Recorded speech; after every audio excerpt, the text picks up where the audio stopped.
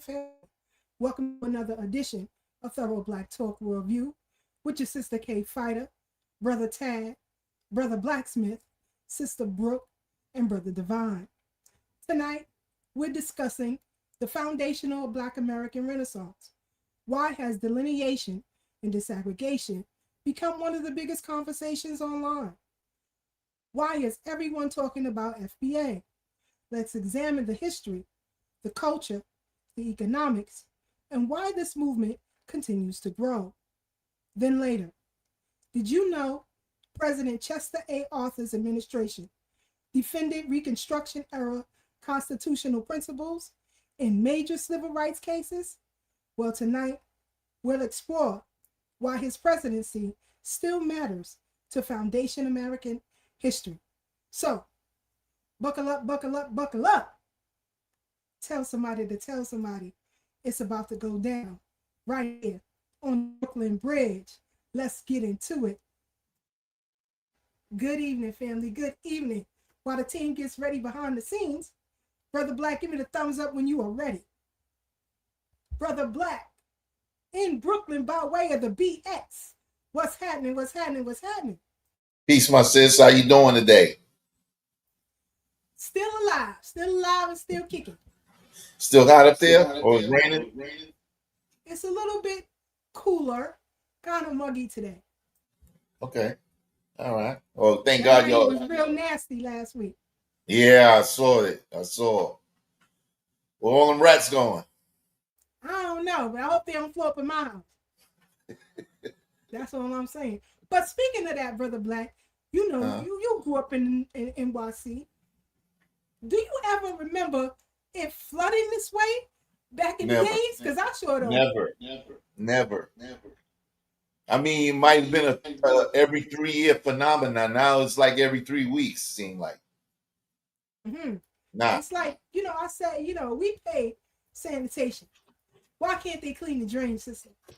Because if you notice, well, I did, when people went outside, they went out and cleaned the drains and the water went straight down. So that just tells me that, sanitation and the Department of Environmental Protection aren't doing their job. So, yeah, hope they get it together.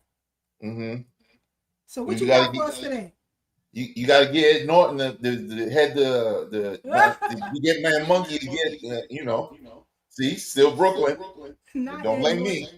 Not Ed Norton. Kosciuszko Street, baby. Boom. Ralphie boy. What I got today? We telling our age now. And that show still come on, so anybody watching could relate. But I ain't got much. It's the same thing basically. The weather. I don't know if you got the text.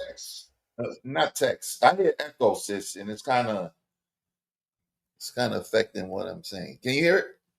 I don't hear it no more. I don't hear echo. If y'all hear echo, let me know in the chat. It could be just on his end. Right. You hear something? Let me see. Me know. And it's still there. Let me try to go out and come back in real quick. Do that. And I'll give some love to the family real quick. Shout out to Lord Solution. Chi-Town in the building. B1 family, what's good? What's good? What's good? Glad you rocking out with us on the BK Bridge. Sister Aruba 927 BK. Doggy Diamond TV Mars on the check-in. What's happening? What's happening? You was hanging out last weekend, huh? I see you down there at Grand Army Plaza. You was rocking out, sis. You was rocking out. Kimberly Powell. What's good? What's good? Glad you up on the Brooklyn Bridge, sis. We about to rock out. Donna, what's happening? What's happening? What's happening? Hope all is well with you and you. Justin Lavelle, 5978. Respect to you and yours. Hope you ready to rock out on the bridge with us tonight. Intrigue, 1129. What's happening, fam? What's happening? You about to turn it up tonight. It's about to get heavy. It's about to get heavy. Yagua. I hope I said that right. 0500. What's happening? What's happening? What's happening? Peace and blessings to you. You ready to come back, Black? Let's try it again. 1 2 1 2. I don't hear it now. Microphone check. 1 2 Microphone 1 check. 2. Yeah, Sister Keisha, not much. The weather's been hot in most of the country. In Texas, there was a storm Bertha hit. From what I understand, a lot of flooding last week as well. The whole Gulf Coast, for that matter, is experiencing Bertha right now. So, if you believe in the stuff that I be talking about, and the new Earth that's about to come in, which is practically here already, then you know that the Earth is just going through its growing pains right now, akin to a pregnant woman just birthing a new child or children. Um, no, excuse me. Nolan Wells is still in the news. A lot more is coming out. Allegedly, his body was shipped to DC for autopsy with no throat. That's crazy. So I mean, if you are a thinking person, any thinking person would know there's definitely a lot amiss. We know that Mississippians are the most backward people in this country. And so, those things are going to happen and they're going to play this to the end of the road. One of the most popular movies ever of the civil rights struggle in the 50s and 60s was a movie named Mississippi Burning, and they still holding true to the tradition.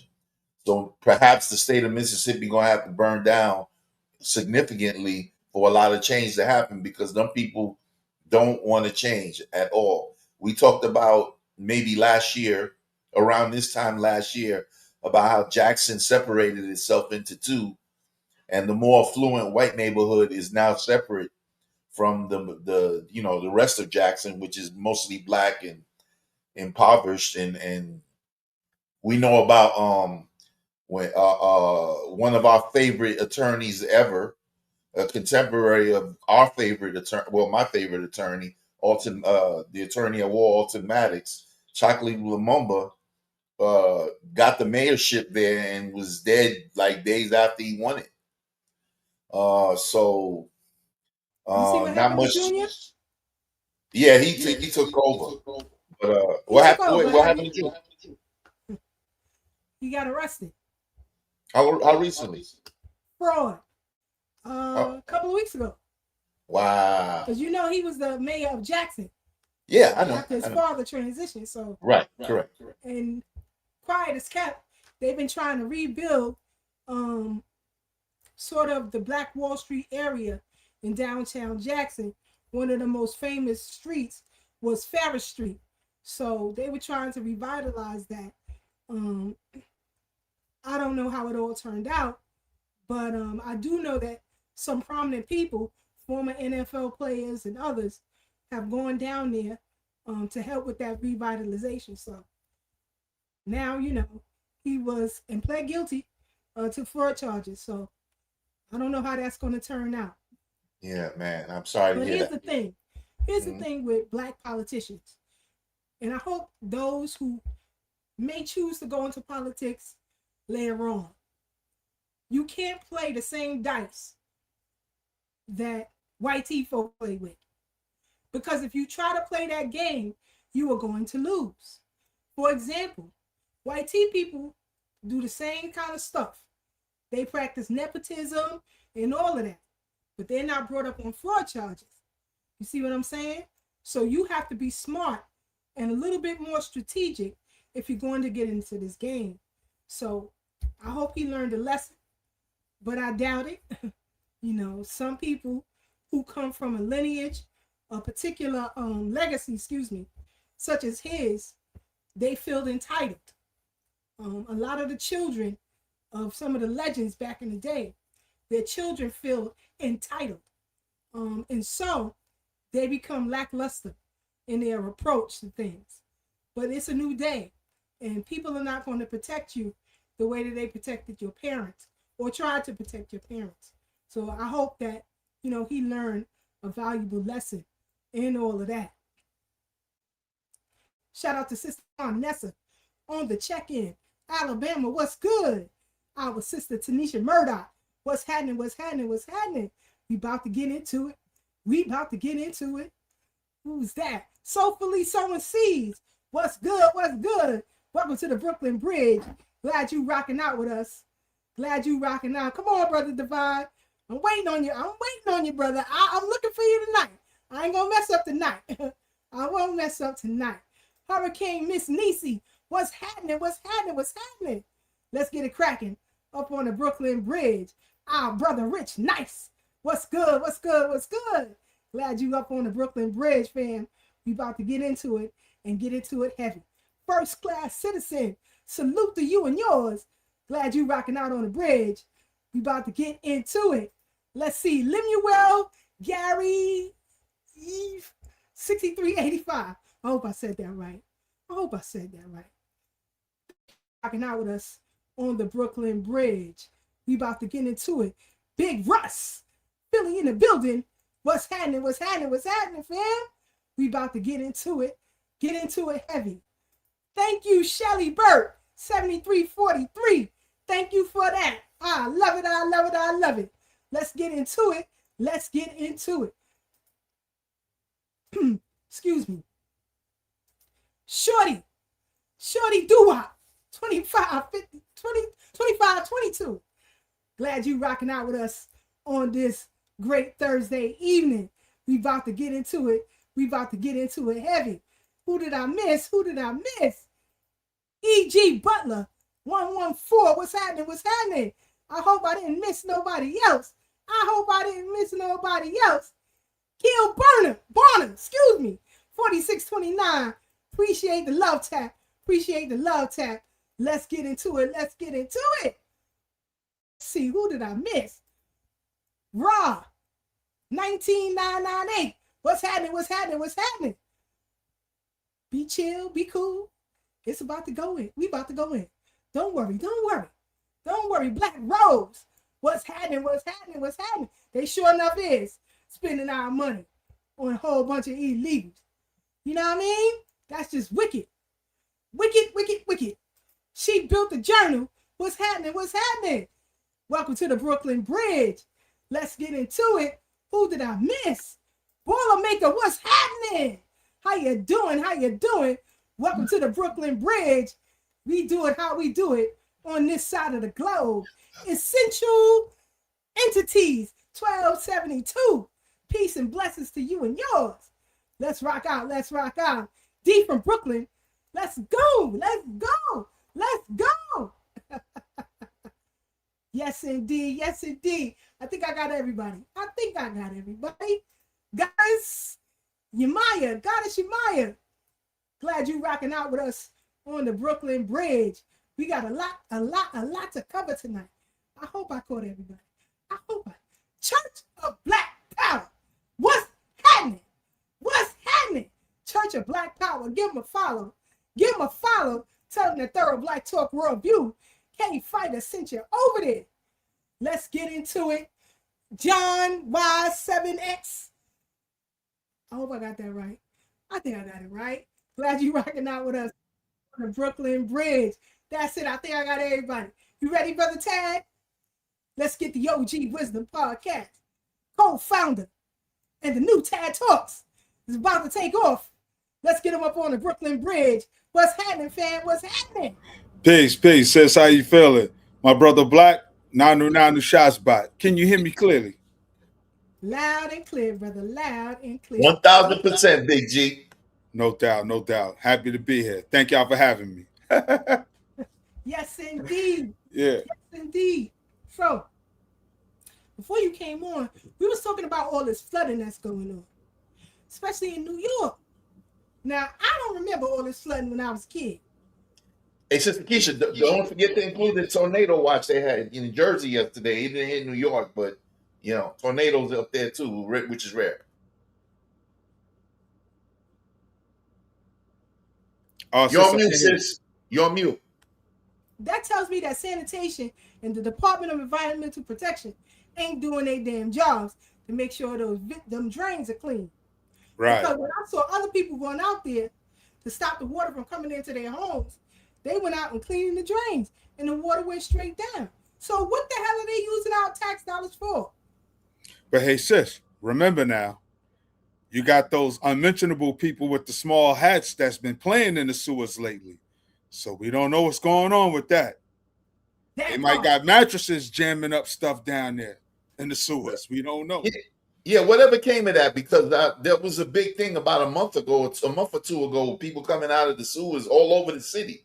Whatever came of that? Anybody ever came with a conclusion? It was the people that you can't talk about. So you know how that gets swept under the rug.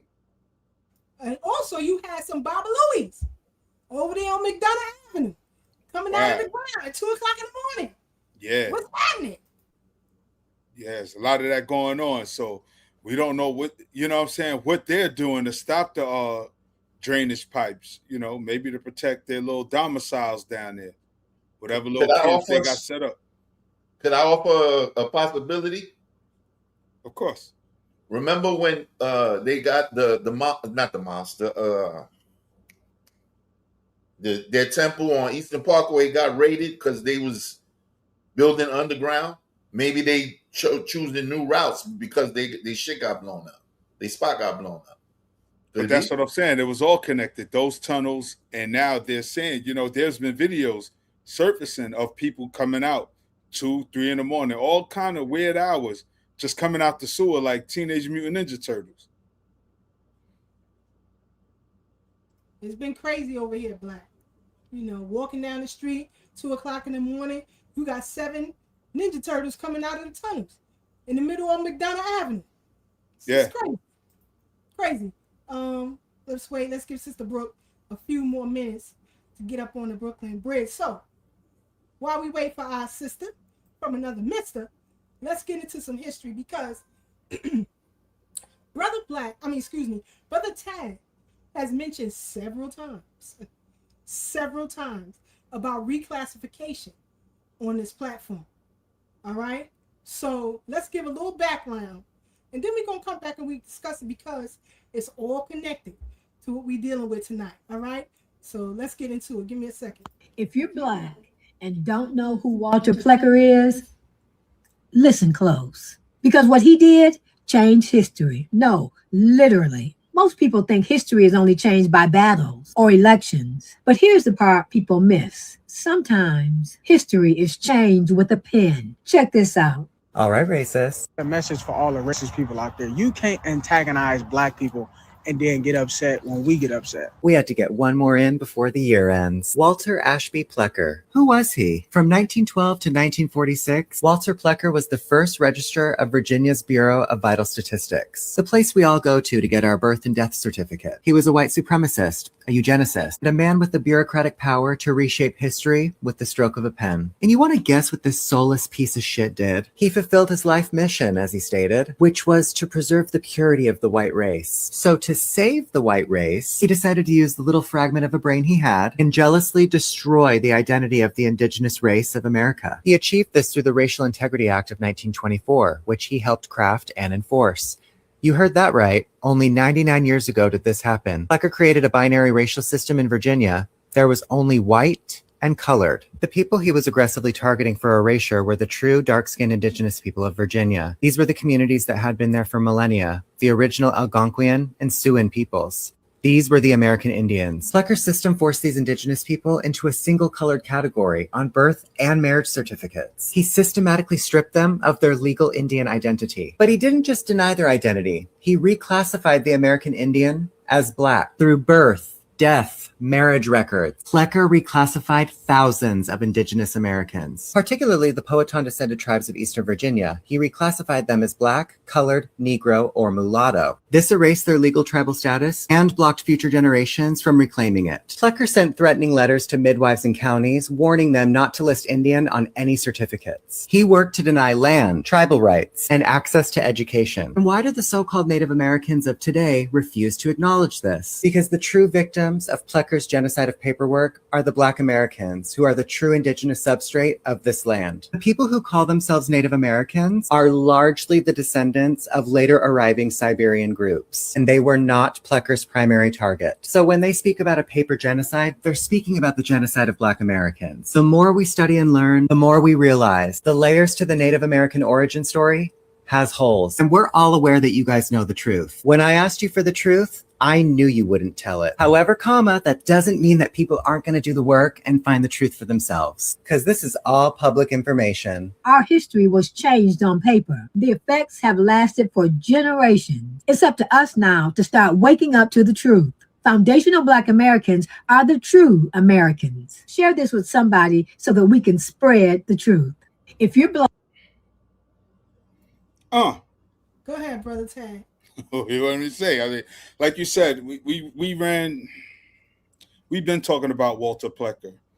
But for those who don't know, maybe new here, I often discuss my family genealogy from birth certificates and records that I've not only witnessed, but some of my elders I literally grew up with. One in particular is my maternal grandmother's mother.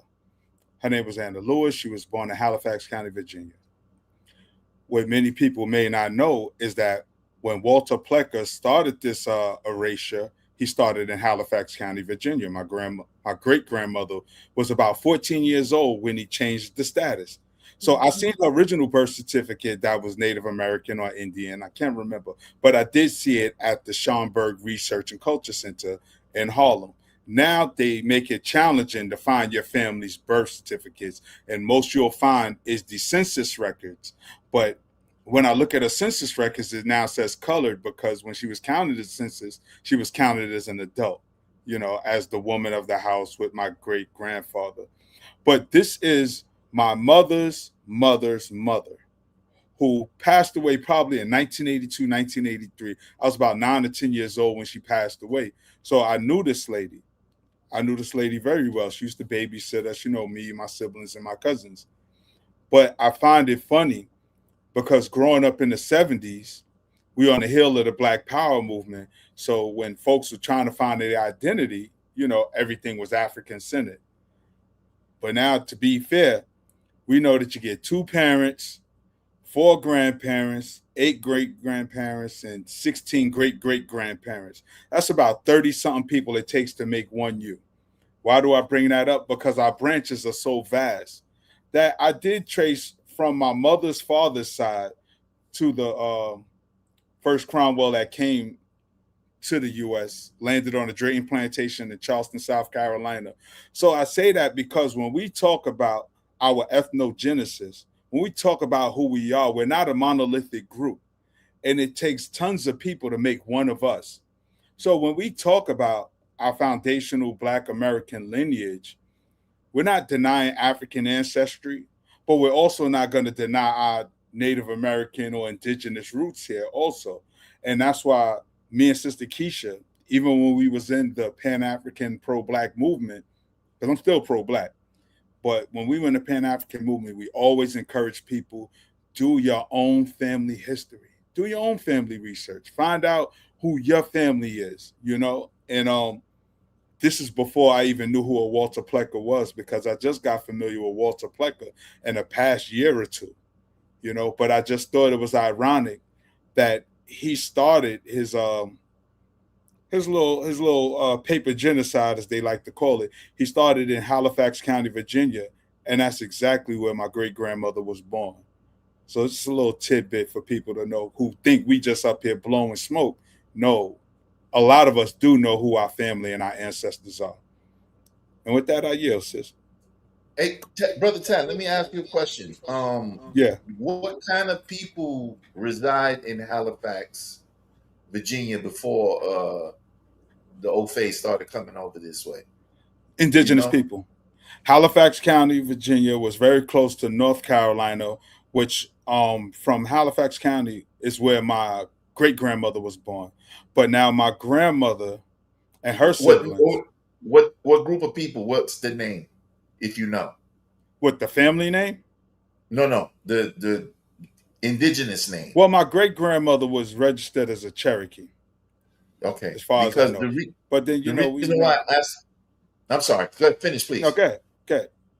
The reason why I asked is because of Halifax, Nova Scotia, and I know a lot of people from up that way. They call the Micmac people.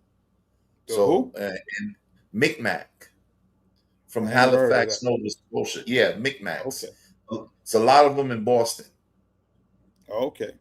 I lived in Boston for a hot second, so I met some, and they told me some of the history, and then they started, when the Europeans started coming into North America real strong. A lot of them moved into what is now known as the United States.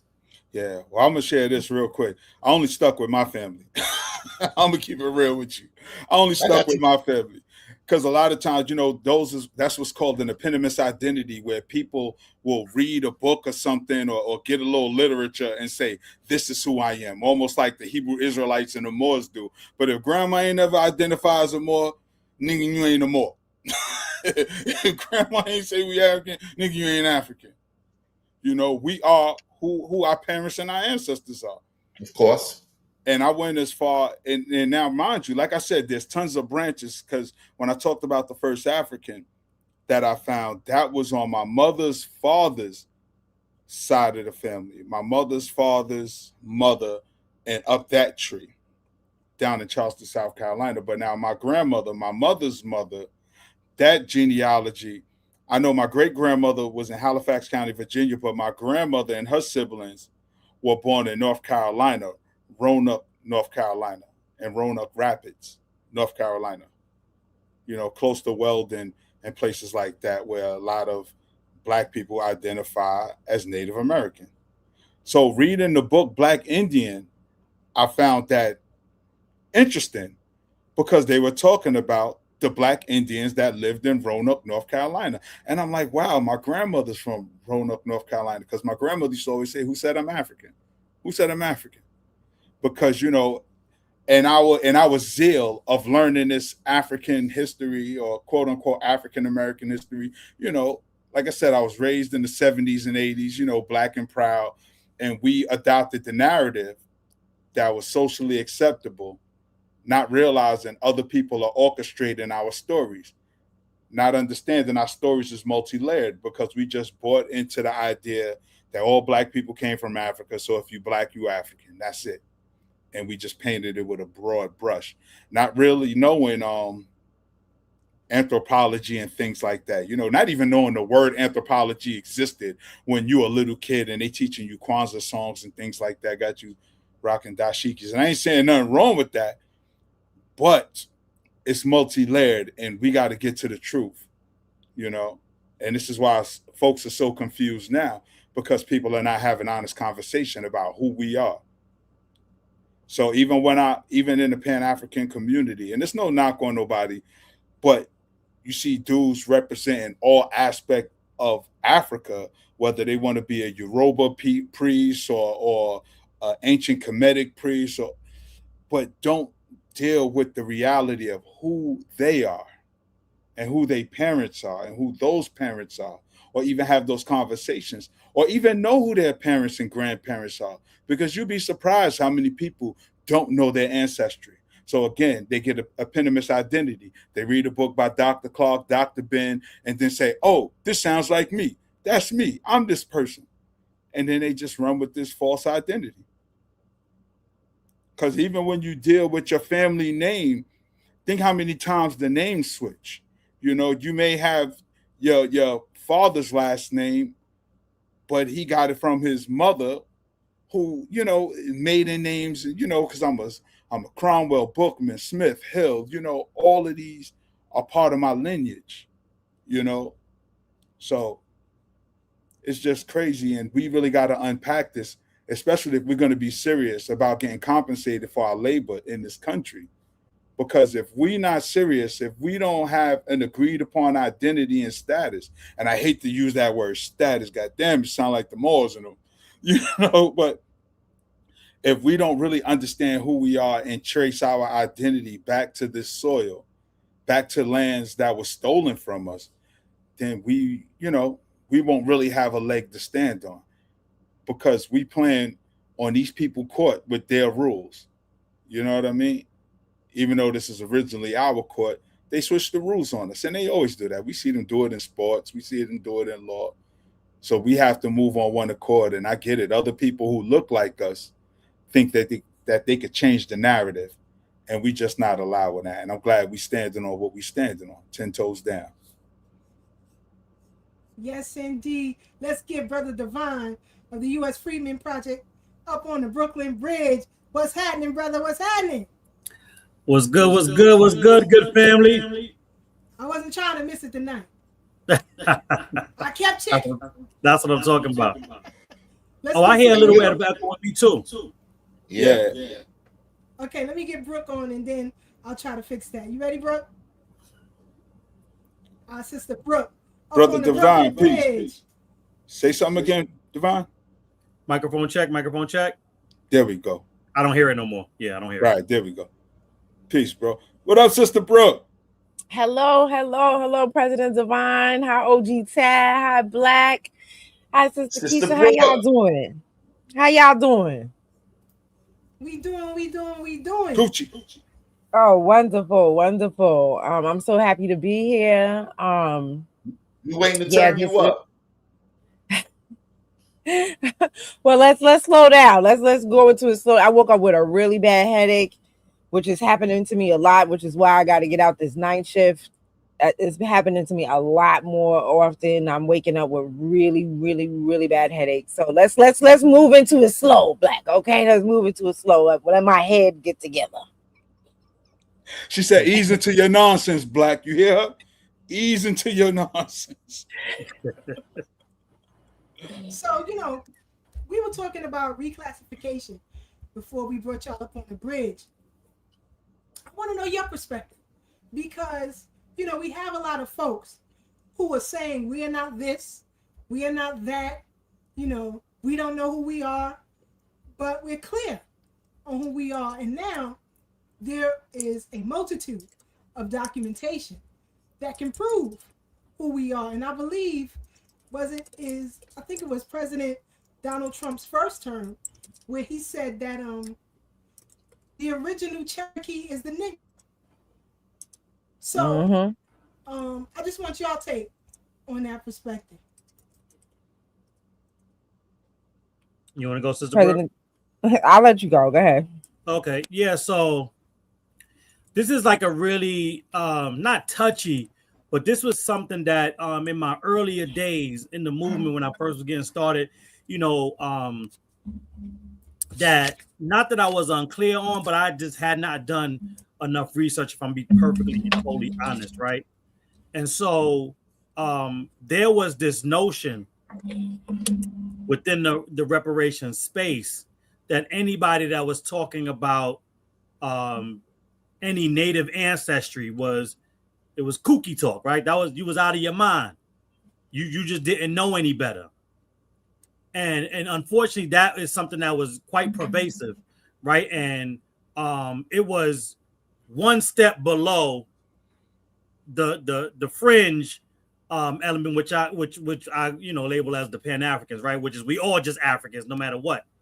And so, but it was an acceptable position to take because of the fringe on the other side, like a Dane Calloway, that's like, no, we just indigenous, right? So you had these two warring ideologies that was at the extremes, polarizing the conversation.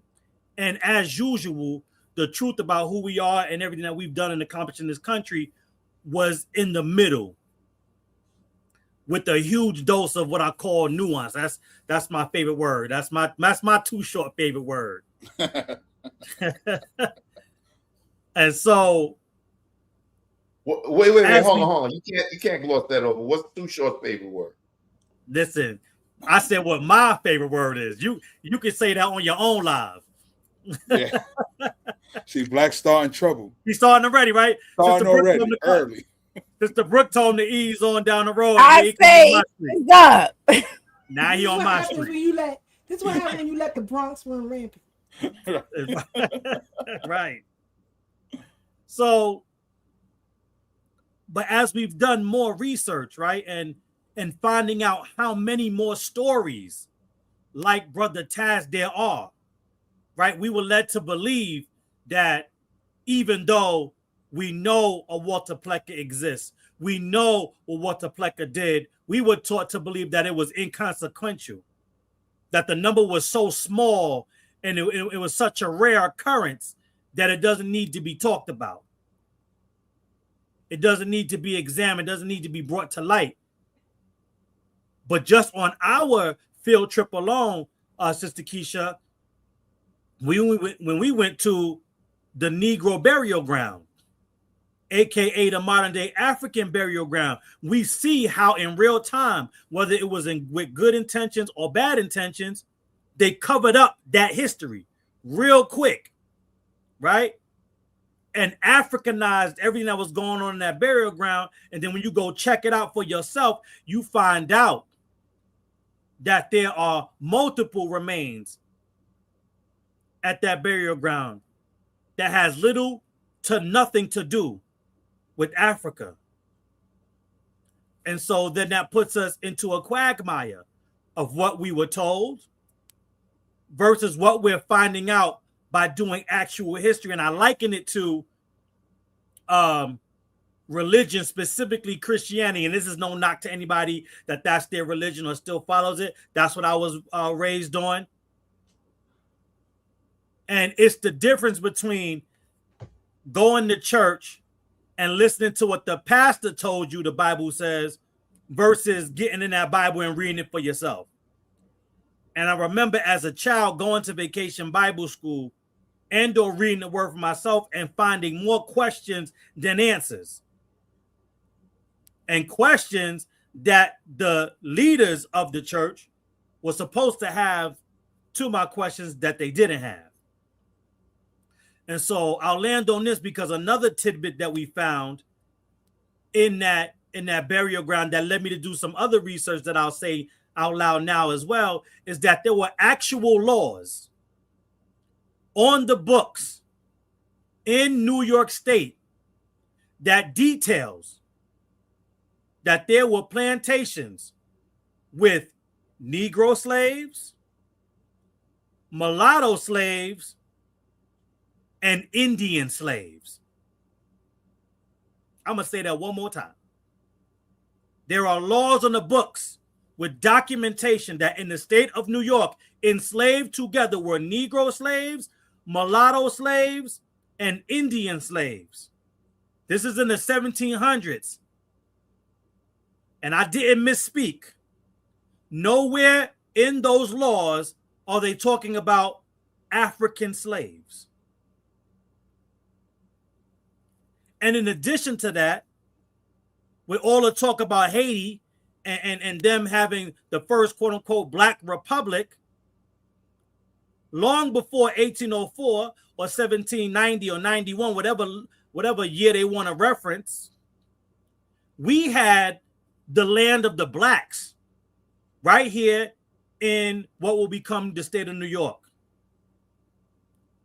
Right outside of that Dutch colony where the land of New York was set up, land of the blacks was set up, there were Lenape communities. And it is documented that the people from the land of the blacks and those Lenape people that were both outside of the Dutch colony intermingled, traded, procreated with one another. So when we start to talk about the indigeneity that we find in our genealogy, I find it very hypocritical that the Pan-Africans and their ilk will question our documented history, but yet and still try to push onto us this African history, which is almost 100% word of mouth passed down oral traditions. So all of a sudden, our documentation don't be African conversation. And not just African conversation filtered through a diaspora game of telephone. The math ain't mathing anymore.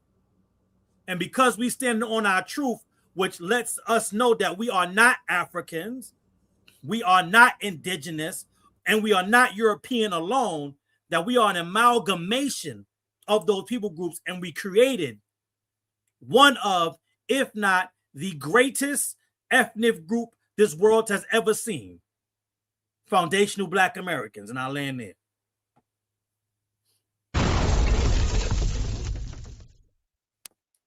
Before Sister Brooke go in, that book Brother Tad was talking about, Black Indians, by William Loren Katz. It's a good book you should check out. William Loren Katz, Black Indians. So check that out when you can. Whenever you're ready, Sister Brooke, go ahead. Yeah, so maybe I should have went before President Devon, but anyway, you know, I remember my grandmother on my father's side saying that her husband, which was my grandfather, that his family came from a family of free Black people in South Carolina. And at the time, that just made no sense to me because I'm going based off what I've been taught in school, and that there were no free Black people. You know what I'm saying? Like, that just didn't make any sense. Like, so when I questioned, and it's because of what other people are teaching you're questioning your own family about, what your history is. And sure enough, when I'm doing genealogy, I found a picture of my ancestor in South Carolina with his clothes, you know what I'm saying, with his farming attire on. And it said that he was a farmer in South Carolina in the 1800s. And so, and then I'm trying to go a little bit further back than that. But I saw his picture and he looks a lot like my dad, right? And so, you hear these stories, and then, other things that they would tell us about, my great grandmother, who I met. When she died, she was 104. And so, so I was about 6 years old when she passed, right? And so I definitely remember sitting in her lap, and you know what I mean? And she did look like a Native American, like she, long ponytail, you know what I mean, with the wiry hair and stuff like that. And so it's crazy when you really think about how, and to be honest with you, it's not too much different. They do it in a different way now, but at that time when we were in school, they used genealogy to separate us from our family members. Now they're using math. You know what I mean? Like, they got your kids learning how to add this way, and you learned how to add this way. They're constantly using things to separate the generations from each other in this freaking school system, right? Which is why when the Democrats are sitting there telling us, oh, Trump's gonna take this out of schools, so what? And when y'all had the school system, y'all wasn't teaching us anyway. You know what I'm saying? So we got to teach our children at home anyway. You know what I'm saying? So let them take out whatever it is. Everything I learned about my history, my people, I did not learn it in not near school building. So, and I was on the honor roll. You know what I mean? We talked about that last week. I was on the honor roll because I wanted to go horseback riding. So, we see how they used, this Pan-Africanness to really separate us, because it had us looking. And it's funny because I just saw this video, and I respect this scholar greatly, so I'm not going to mention her name. But she was saying that when you hear people say that they have Indian in their family, think about the way they made that into a joke. They made I know me personally, I never, even though I knew, because I met her, you know what I'm saying? I met my grandmother. Even though I knew I had Indian heritage, I never ever spoke about it because I didn't want anybody to think that I was ashamed to be Black or ashamed to have African heritage or ashamed of these things. So that was just something we spoke about in-house, and we didn't really talk about it outside. Right. And so it's like, when you think about how they turned that into a joke, and then you learn that it was actually illegal to speak of your Indian heritage. Like it was illegal. That if you opened your mouth and talked about it, you know, there was consequences and repercussions. And so, and we see why, you know. And I had you know, like I said, I told you guys before, met plenty times, that I have, you know, Caribbeans that are in my, you know, that are close to me like family. And as one day we were talking, and this was, you know, pretty recently, you know, after the delineation movement that we've been going through, a renaissance that we've been having. And, you know, I was talking to a mother and a daughter, and the daughter was like, you know, I was like, you know, somehow the term African American came up. And so the mother has known me since I was 12, right? So like that's how long our relationship, that's why I say it's people that's close to me like family. She known me since I was 12. She watched me grow up. And so, you know, and then now I'm watching her kids grow up, you know, and which they're pretty much grown out. But anyway, so she we're talking about African American, and I said I believe that they came up with that term to separate us from the land. I said, because, you know, I, you know, have Native American, or let me say all the terms, because people get really upset if you don't use the term they like. So because Native American, Indian, Aboriginal, Indigenous, okay, all those things, right? So I told her that I have that, you know, in my bloodline, and she looked at me and she like perked up. She goes, I knew you guys were, you know, had Indian in your family. I knew it. We could look at you and tell, right? And so, so, you know, I say that to say, you know, not everybody, you know, is trying to, you know, erase our history. Some people know it. They may not talk about it because we just started talking about it. And so, you know, I just wanted to also point out, did you see that Dan Calloway just got brought up on charges? Did y'all see that? Oh, I'm gonna look that. I'm gonna find that for you. I didn't read the article. Right. Okay, Black. Okay, I'm not the only one. I had a headache when I saw it, and I couldn't read it because I was gonna make my headache worse. I think I don't know. Put it in the chat, Black. I know I saw it. Yeah, put it in the chat, Black, because yeah. Whew, that gave me a headache. That made my headache even worse. I said, oh, Jesus Christ. Yes, and the last thing is I was watching a documentary, and this is one of the things, you know, that I really want to do. So you guys, please follow me on Kick, or maybe I'll start a Patreon. I don't know, but I want to get to the point where we're doing watch parties and we're watching these obscure documentaries that I find that the ancestors put in front of me, because I don't believe that it's like I'm doing all of this extra work, that I'm finding things that you guys aren't finding. I really think that the ancestors just have cultivated my algorithm in a way that they want me to share the information with you guys. So I can't remember the name of the documentary, but it was on La Florida, right? Which was the majority of the East Coast. Like, people think that, you know, Spain only had that little, well, Florida's not little, but compared to what it used to be, people think that Florida was only that state or what it is now. No, Florida was a lot at one time. It was like daggone near the whole East Coast, right? And at least the whole, you know, southern East Coast, well, more of the southern East Coast. And so in that documentary, they talked about that there was a general who tried to run up in one of the free Black towns that was in La Florida. And, you know, he failed in doing so, right? And so he promised the people, and I put the link to the clip in the chat. He promised the people that when he did this raid, that, you know, he would get all of this money. He's going to steal their money, steal their, you know what I'm saying, their food, all these things. And if they paid for it on the front end, that he would pay them back with interest or dividends, however you want to look at it, on the back end.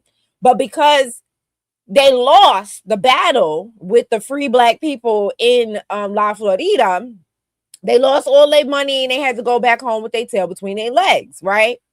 And so as a way for him to recoup that money, he started kidnapping oh Lord. He started gathering You on on anything. okay, just making sure. He started kidnapping.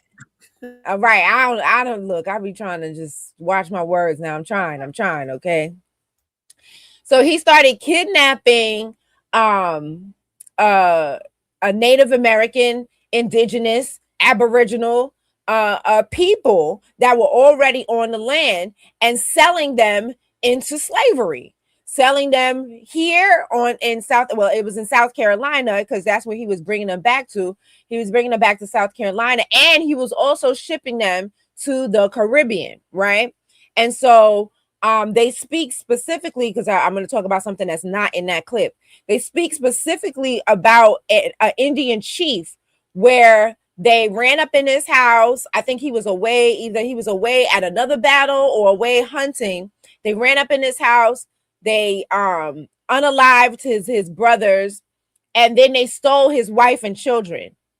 And they wanted him to basically acquiesce to whatever it is that they wanted. And he refused to do so. And they said, if you do what we tell you to do, we'll get your wife and your children. And he was like, I'm never going to submit to you, because he knew that his wife and children were already gone, that they had already shipped them to the Caribbean, right? And so he never saw his family again.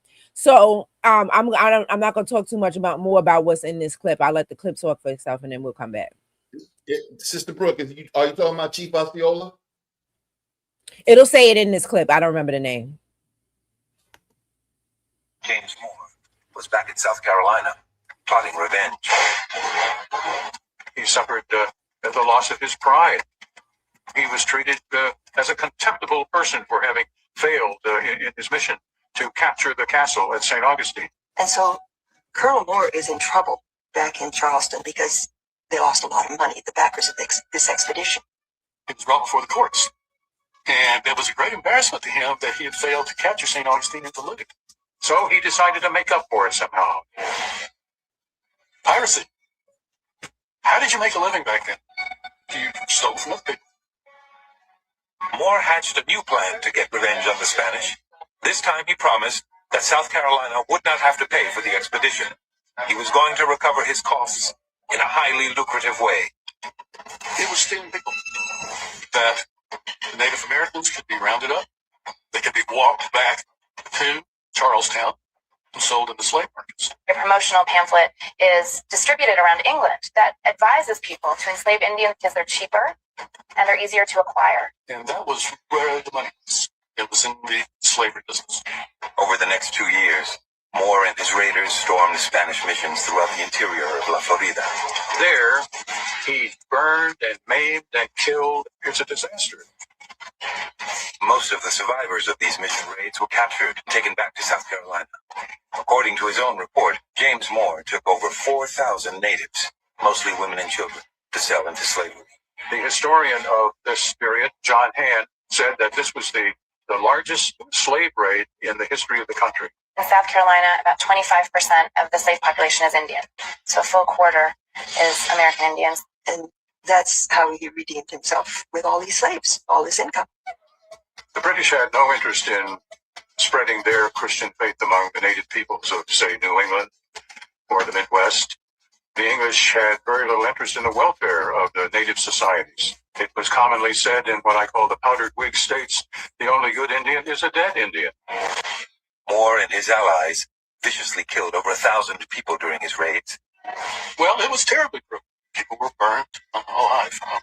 People were disemboweled, enslaved, crucified. Christianized Indians, friars might be nailed to the cross. Horrible. You slice someone's neck and pull their skin completely over their head. That's how he died. Long before there was an underground railroad that ran north, there was an underground railroad that ran south. La Florida started granting asylum to slaves after a small group escaped by canoe from the Carolinas in 1687. They asked Governor Diego de Quiroga for asylum. James Moore was back. Yeah, yes, definitely an underground railroad that ran south. Because all of that area was free. The Mexican president at that time, Vicente Guerrero, made all of that area free. So the Seminoles and stuff were in that area. So all of that was free, and a lot of black people did go to that area. Hey, Sister Kiesha, your sound is not so good anymore. I don't know what happened. Yeah, you Okay. are low. All right, I'll fix it. So, is it still low? Yeah. Okay, I'll fix it. All right. But we still hear you though. Yeah, we still hear you. It's just really low. Okay. But Sister Now, Brother Kiesha had Tad, told me when I shared that that link with her, that clip with her, she was telling me that 78% of all enslaved people in South Carolina had native or indigenous or aboriginal ancestry. They were not brought in from Africa. 78%. And we all know already that only 1% of those captured or those so willingly sold by the Africans, only 1%, which amounted to about 300,000, a little over 300,000 of them came to the Americas, and the rest of them were dispersed throughout the Caribbean and Brazil, South America, and the Caribbean. So we did not, that it doesn't make sense. And you see what they said. He said it was cheaper. Understand, it was cheaper for him to just go down the block, down to the next town, down to the next county, whatever y'all want to call it, and kidnap people that were already here than to get a boat, because he didn't have no money. Understand, these people were broke.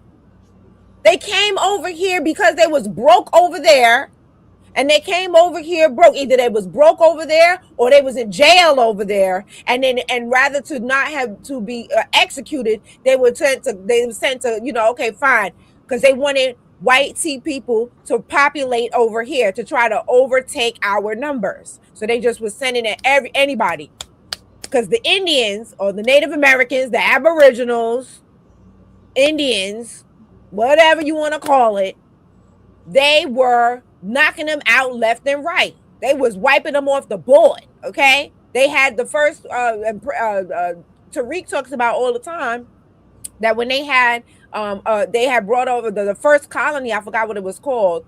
What's that? Some little girl that she was the first white baby born on this land. And they left them and went over to England to go get supplies, came back, everybody was gone. They don't know what happened to these people. So this is the thing that was happening. So when people say, oh, that we didn't fight back, that's untrue. They didn't leave. See, the Caribbean had the good fortune, and I guess not good fortune, of weather and things like that made them leave. That they figured, oh, because that we can just rule you from afar. And as we see right now, I want y'all to Google who is the president of Jamaica. I want you to Google that. Just ask it just like that. And you know what Google's going to tell you? There is no president of Jamaica. That King Charles is the monarch of Jamaica. And they have a prime minister who works under the king. Okay? I'm gonna stop there because I see where Kiesha going. I see where she's going. No, I'm just pointing it out that this is what we got from the Negro burial ground. And right there in the fourth line, it said, the mulatto, the Negro, and the Indian slave. That is it. That is it here in New York. So if you don't believe us, then you take a trip down there and see it for yourself.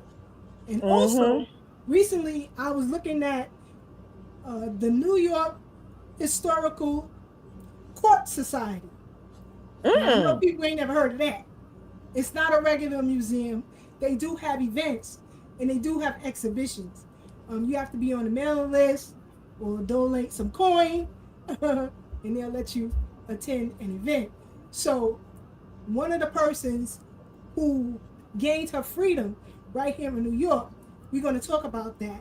And I got that from the Historical Society of New York Courts.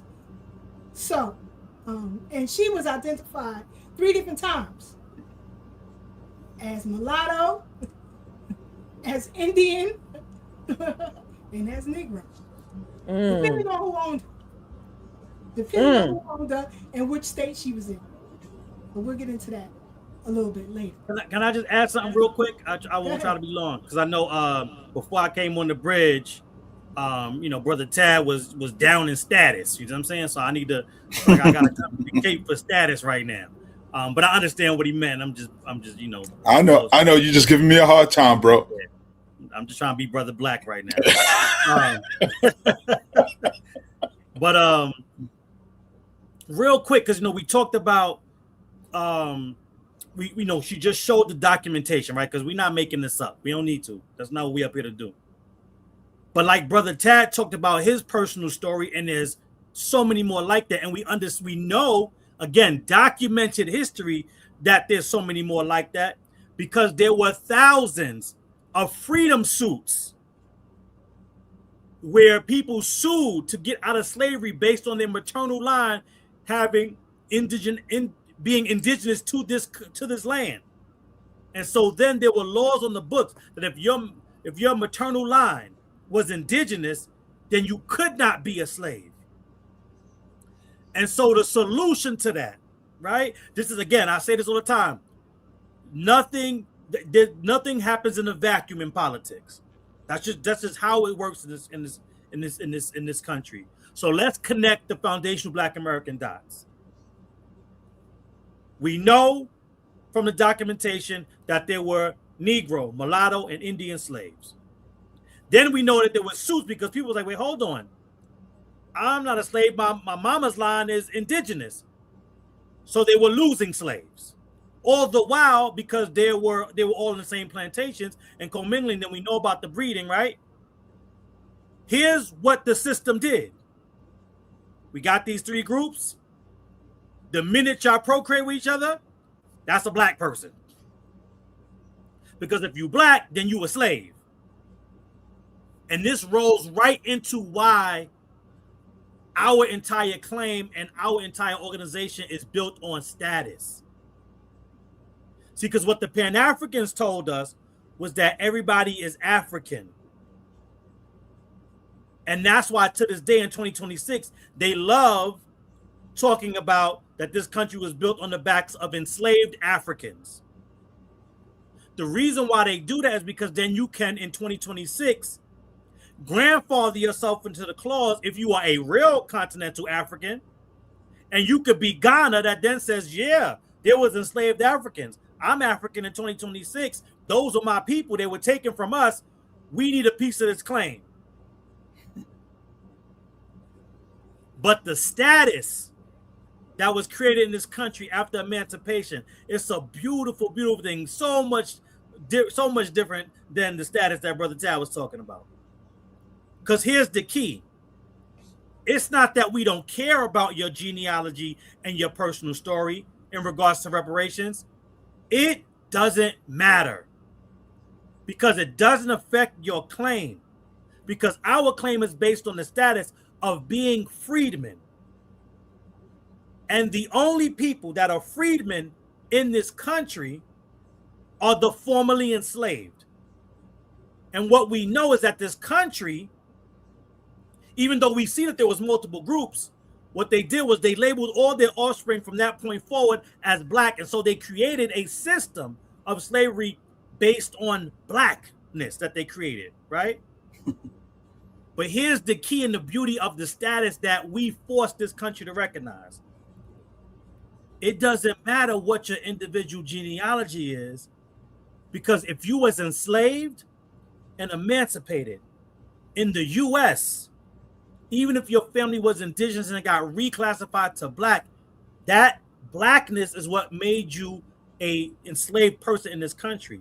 And so if you was enslaved and emancipated, regardless of your individual genealogical tree, that freedman status applies to you and your progeny.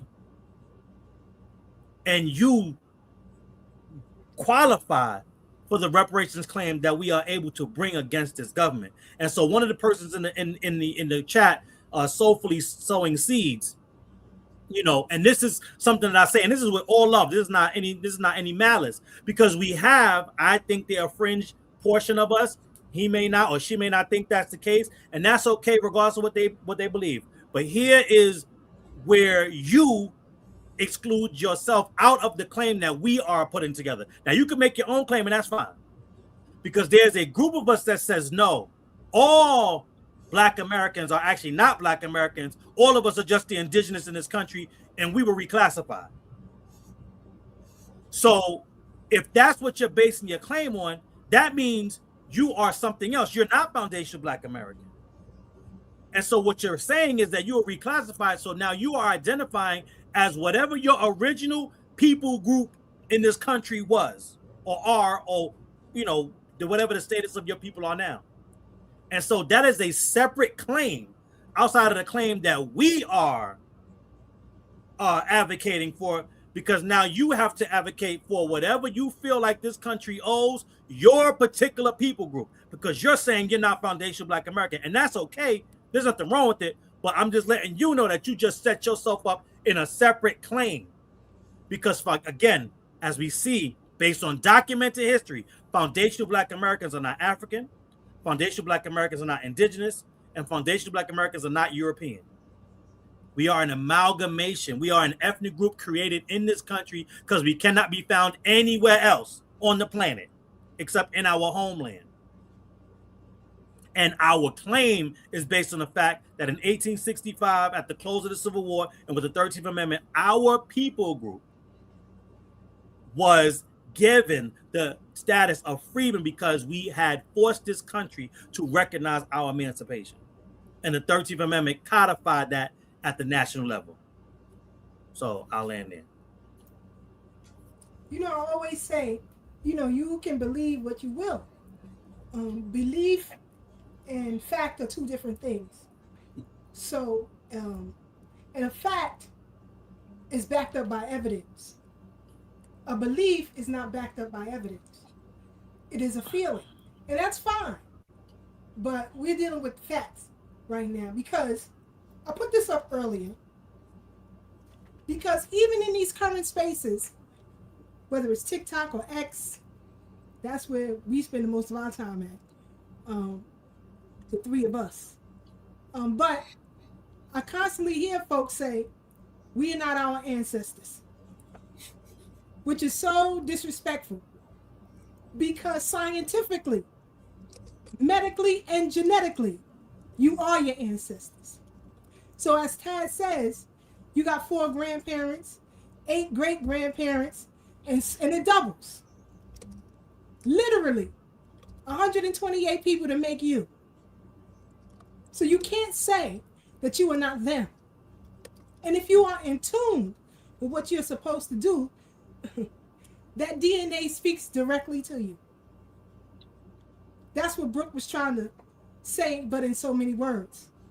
When she is led to various documentaries or have a particular feeling about certain people or certain places,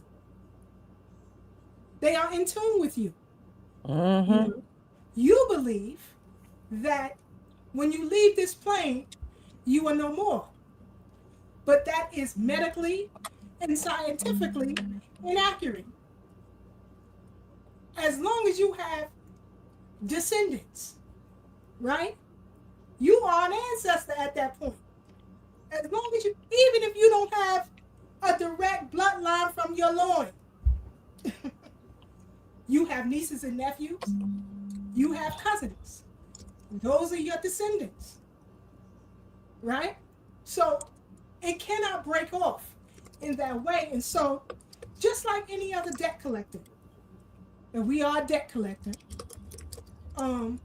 if you leave this world today and you don't pay all your bills, the company have a right to go after your estate to get their bread. Now, most companies will let it go when you let go, but they still have a right to seek their money if they find out you left some behind. We are no different. A debt is owed. And we coming for our bread. Period. So that's why it bothers me when I see these folks trying to hook themselves onto our wagon when they know that they shouldn't be.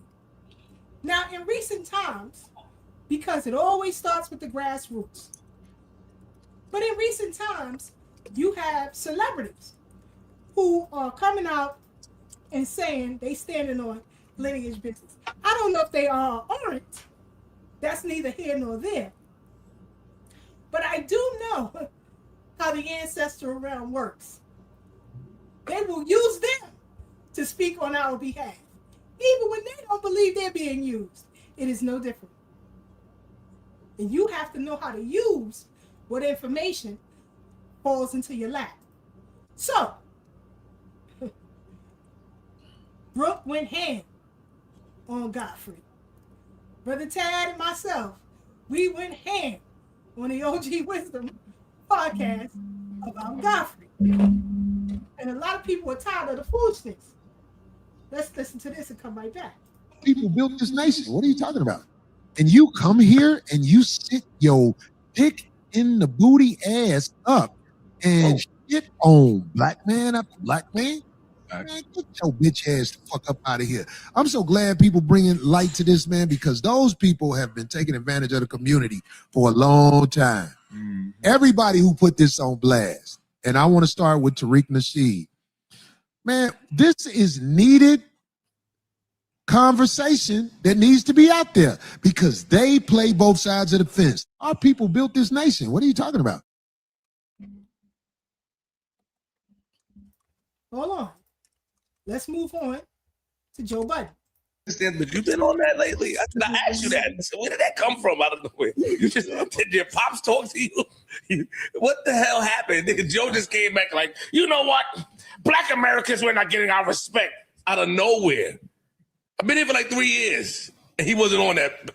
This past year, he was. You got to be on it. You got to be. If you on that, you got to be more vocal about it now because other things are visible and vocal. Got it. You said that. Like, there's too many people feeling comfortable getting on stake and some of these other right-wing spots, just talking about, yeah, you fucking American blacks, you ain't got no culture, American black. It's becoming a thing, what they're saying about black Americans. It is. But and it's visible. Here in America, yeah. Really? I'm seeing more of it. I'm seeing more of it. That conversation they're having on law, I'm not bringing it up right now because, because I'd rather not. But yeah, they every time Kai unlocks a new achievement, there's quiet whispers about it because he's probably the most famous person that has said, y'all black people don't have no culture. He said that? Yeah. Oh. I didn't know He's not the only person. I'm not trying to highlight him. Sound going out. I really like him. And I think that's an education thing. Some of these other people, That's you, black. I don't feel that way about. So that's all. So people real quick, do you feel like when you hear like you said people have been saying that for a long time? What have they been saying for a long time? I haven't heard American that. black people, we don't really have a culture because what? Yeah. Bro, let me before this spins, because we can't trace our lineage. So like if you take people from Jamaica, or I'm not Jamaica, let's say somebody from Ireland or somebody from Italy or somebody from wherever, they can literally go back to where their ancestors lived. Like you can go to Italy and see your upbringing, your roots. We got stolen. So a lot of us can't necessarily go back to Ghana or go back to Nigeria or go somewhere to find out where our real lineage come from. That's now we can. Let me freeze that thing. Education comes in that. Nobody was stolen. That's number one. That's right. It was sold. Second part. When you say Irish and Italians could trace their lineage, so can we. Right here on this soil. But again, people run with things. There's a book, autobiography of Miss Tina Knowles. The book is entitled Matriarch. Now, from the preface to maybe the first 4 chapters, she goes into her lineage. talking about Juneteenth. She was born in Galveston, Texas. She talks about the plantation that she talks the maternal line, excuse me. She focuses on the maternal line. But she talks about where they lived, who enslaved them, how they were treated by the Catholic Church, how they acquired land, their family name, how long that name goes back, all of that. I didn't expect that by listening to her autobiography, but that's the way she goes into it. Very good book so far. But if you get a chance, check that out. Very, very interesting. I just had to throw that in there. It's been a thing for a long time. Do you question real quick, Joe? How many years? Right. How many years need to be established for culture to be established? I would argue. I go to my I think it's family a great grave question. site and see buttons from 1710. I would argue that American. That's fire. Everybody can't do that. So I don't. That's why it means different for him. No, I said that's dope. Yeah, a lot of people can't do that. That's fire. Y'all can't do that. Y'all can't do that. We can. And that's why y'all can't fathom. I remember when I first started doing like my genealogy, like real, like, hard. Somebody asked, what did I use? I used ancestry.com at first and my mama. You know what I'm saying? And shout out to my moms. Because y'all know my dad's not here. But my mom know her genealogy and my father's genealogy. I don't know how she know at her age, at where she's at right now, which is very, very young. I'm about to say, don't get him done. Don't get me in trouble. She's very young. But even today, my mother can run down my father's genealogy. And I'm like, how did you... Like, she's like, yeah, I used to sit and talk to your great aunt, and I sit and talk to this person and that person. And she like, no. Like, so, I was able to piece together Ancestry.com with what she told me. And that's how I was able to put everything together. So I'm stuck on one side of my dad's side, or my grandfather's side. I'm stuck at like around the early 1800s, but on my grandmother's side, on my paternal line, I can go all the way back to the 1700s, right? So to go further, I want to now, because the U.S. Freeman Project, we're going to start having genealogy events. They had one already. I couldn't go again, headaches. I couldn't make it. I had a really bad headache. And they're having genealogy events every quarter, I believe. President Divine, you're going to do them? And they're going to be at the Mormon church. So I want to take what I've learned so far and then go to the Mormon church with that. But yeah, so my mom knew everybody's, like, my mother know everybody's genealogy. So she is like a walking encyclopedia. So yeah, so that's how hold on one second. So when I was doing that, I had a friend around me who is Caribbean, and he was like, well, are you sure that all the paper is right? Yeah, because it matches with what my mom's telling me. You know what I'm saying? It correlates, it goes together. And it just blew his mind. He couldn't even fathom that, because on his line, he don't even know who his grandparents are. His mom was an orphan, and he don't even know who his grandparents are. And then on his dad's side, he didn't know that much of that either. So it's like, it like for me to be able to show him a picture of a man that looked just like me and my dad from the 1800s. Then he asked me, was he a Rasta? I'm like, this is, when Rasta, do you know when Haile Selassie was born? Because he was a man that walked the earth, right? Do you know when he was born? This is hundreds of years before he was even born. Like, how you going? No locks, no nothing. Just, like he just looked like a farmer. Like he got one of them hats to try to keep his head away from the sun, and like just regular clothes, like from back then. And but yeah, so it's just they can't fathom it because they can't do it. You can't do it. You know how far you got to go from, you got to hop from island to island because y'all don't stay on one island. You got to hop from island to island and figure all that stuff out. And Black, you know, see Black laughing because he know he know that's true. You gotta figure that out. And you know, it's no tea, it's no. I'm listening, Black. Go ahead. Uh-oh. He froze up. He in the Matrix. In the No, can y'all hear me? Yeah, now we can hear you. Yeah, I've gone from Far Rockaway to Coney to Long, so you know I know what you're talking about when you say hopping island to island. He can't help What? himself. Lord have mercy. Just y'all Yeah. just keep praying. No. But seriously, seriously, it's you know when y'all know I've lived in Africa for a few years, and like how I thought Africa, like Ghana, was only for Ghanaians and Uganda's for Ugandan, and it's like that over there too. Where you know you got a lot of different people in different countries for whatever reason.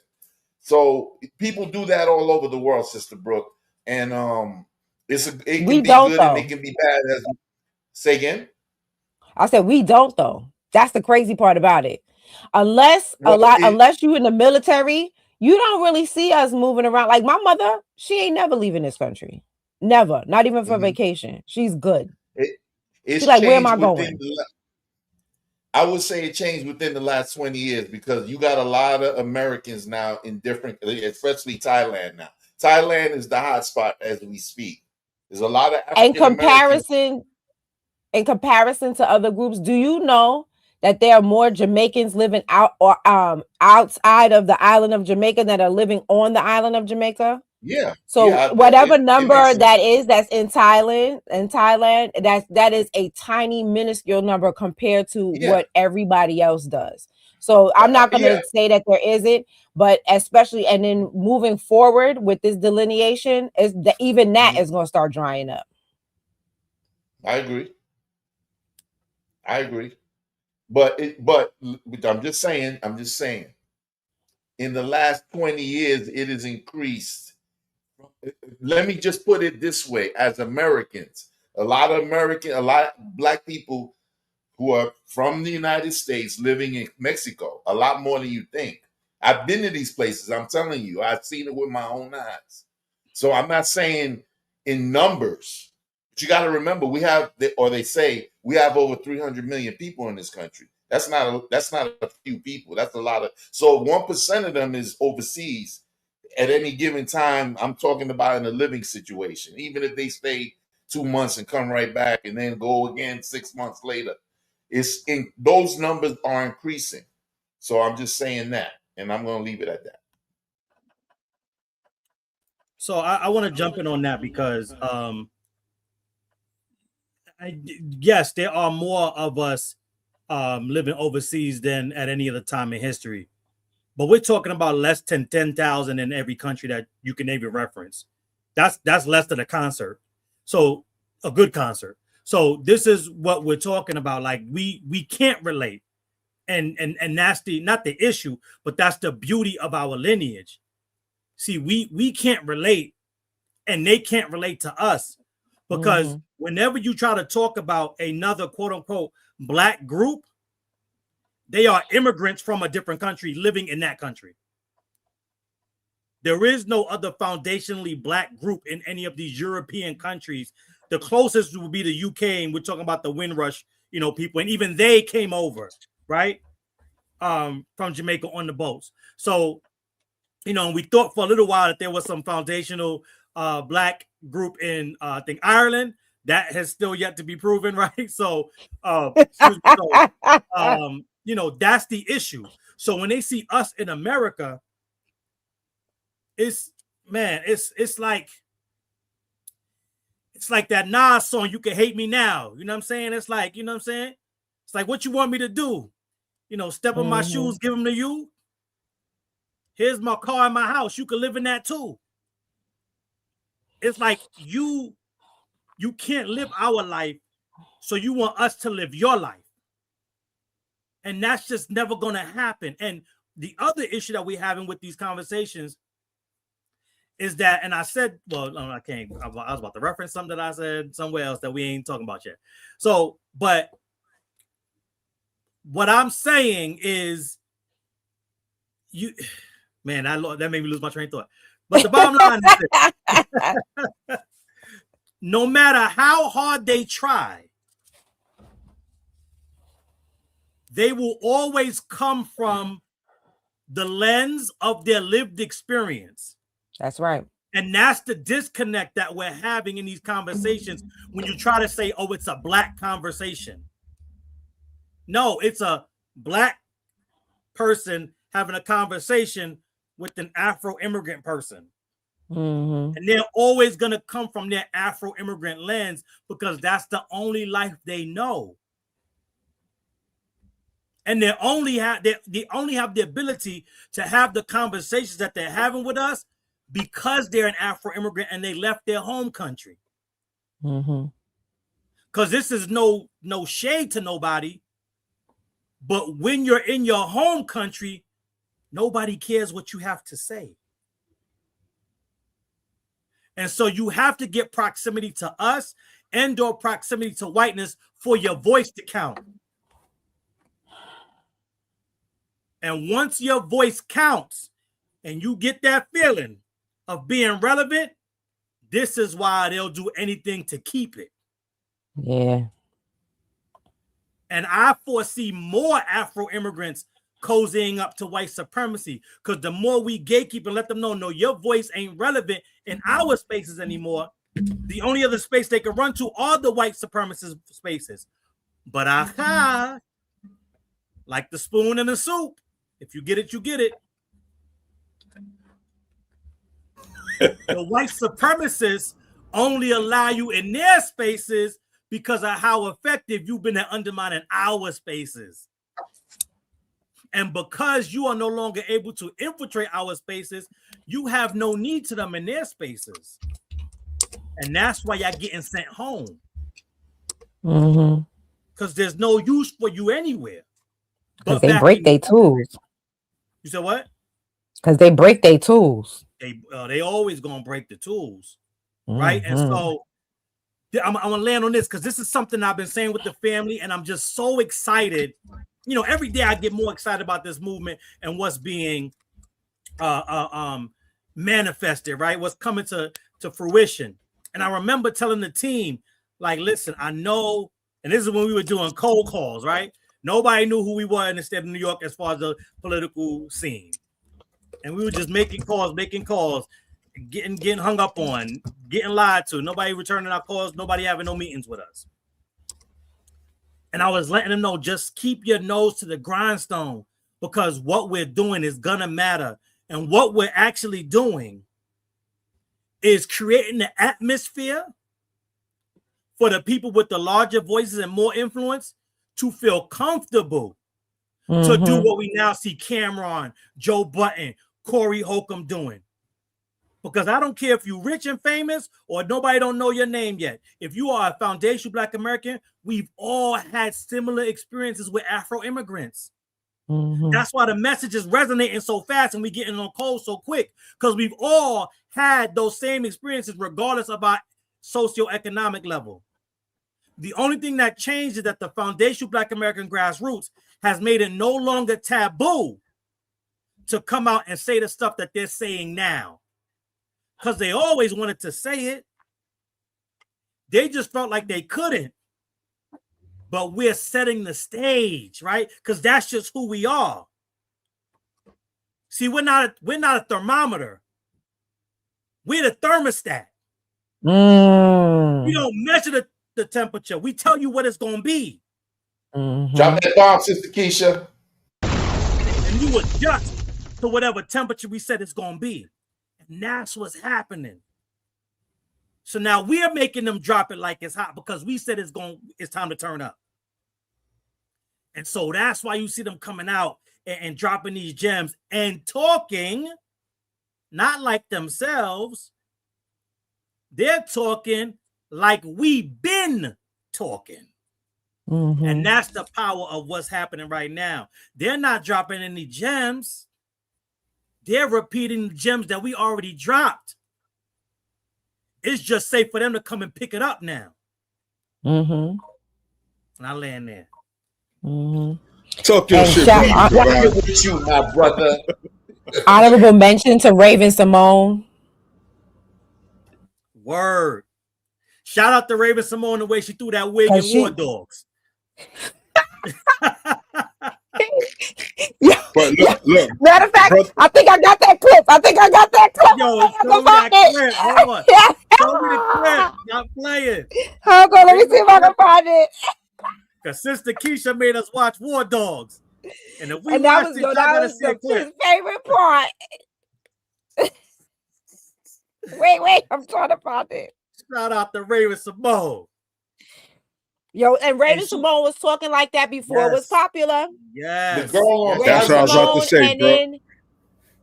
And then that's the clip I wanted you to play. Come on, Kiesha, because I be telling you, I got a headache, but I can still perform telepathy with you, okay? Even through a headache. Is this the one where she talk about how many continents she's African from? American. I'm an American.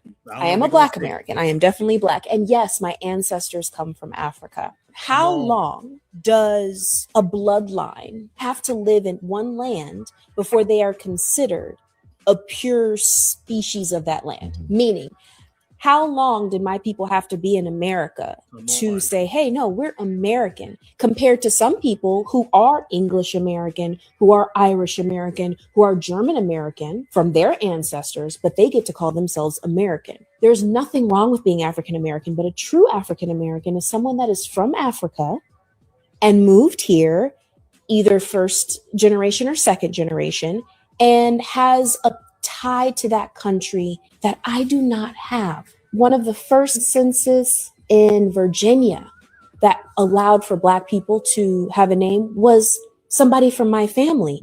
So that means they were there long before. I think there comes a point where when you build a country, when you fight for freedom, make money and pay taxes and generationally live in a country, you have the privilege to call yourself pure American. I am not. Enough said. She ain't never lied. Enough said. Enough said. And, the confusion, it shouldn't be. Because I remember, as Tad said, when we moved in these spaces, my mother said, we ain't African. My Aunt Niecy, God rest their soul, said, we are not African. We've been here. My mother said, we've been here. Okay? So, as y'all mentioned before, because of what was coming at us, we got it wrong. But now everybody's on code and everybody's getting it right. So I would encourage everyone to sit with the elders in your family. Go. This is why funerals are so important. Yes. Every funeral you get an obituary. Keep them. Because those obituaries give you a history of your family. Don't throw it away. Keep it in the box like I got over here. For every family member. All right? Or sit with the elders in your family. Now I want you to see this. My aunt transitioned, the one with the blue shirt. Right? She was the matriarch of the family. Now Aunt Marie is telling some stories about the family. Now look what Aunt Pauline is doing. She's taking out documents to share with me. Okay? Cousin Peasy brought all these albums out. And then the albums didn't just have pictures. There were documents that look at her going through it. Okay? So once you begin the conversation, they love that. They love that. I was in the kitchen for hours. For hours. Look at her taking out death certificates, birth certificates, going back generations that she's unfolding and laying them out so I can get copies of them. It's real talk. Real talk. So you can do that with your own family. You can do that. Keep those obituaries. Go to grandma or aunt so-and-so house. Ask them where they got the obituaries at. Start going through them. Can I say two things real quick, Kiesha? One thing real quick. Okay. And a lot of y'all who moved in these Pan-African pro-Black spaces changed your name. And that hinders your family's research. That was the plan. Your mama named you James. Now you Akhenaten. Ain't nobody gonna find no Akhenaten. You done messed it up. You got a thing. But go ahead, brother Devon, go ahead. The Muslims too. I was damn. Yeah, you just took my thunder. Sorry. All right, Sorry. All right, so it's all good. So I'll leave that alone because I was about to go off a little bit of that. So I'll skip Your that. mama named you Richard, and now you Muhammad Mustafa. Okay. Man, and so real quick, like to the point that you made about when that video you just showed and tying it to Pan-Africanism and Sister Brooke stealing my thunder and tying it to religion. See that's why this movement is so powerful, because it's not built on any ideology. It's built on our actual family trees. And to your point, and I can speak for myself, but I think, this has kind of been, a maybe not a consensus, but a number of people in this space. In my family, it's like that experience with that your elders was doing and taking out the paperwork and giving you copies. It's like those family members or that friend of yours that has a hobby or an interest that forever nobody else was interested in. And then when you show some interest, they just so excited to show you what they've been collecting this entire time. It just lights up their whole life. You can see their eyes glowing, right? And so I know in my family, before this movement, again, because of how we have been socialized and the ideologies that have been pushed on our community, we kind of played that genealogy to the left. And we pushed it to the back burner. And the ideologies devalued it. And I remember the first time, I think I was telling this to Sister Brooke, talking about Mama Prince, and it's Mama, I know you watching, so it ain't no shade. But my mama, she was one of those that was like, you know what? Just go out here. She knew what was going on because of the time she grew up in, and her trying to protect me. She was like, look, just go out there, try real hard, and you could kind of overcome a lot of this stuff. But it wasn't until I started paying attention to our genealogy, asking her questions about our family lines, and my mom is like Sister Brooks' mama. She knew my dad line and her line, and with that being said, it was like when I started doing research, and I had like a little mini podcast before I became the president of the U.S. Freedom Project, and my mom came to me and cried after one of the episodes.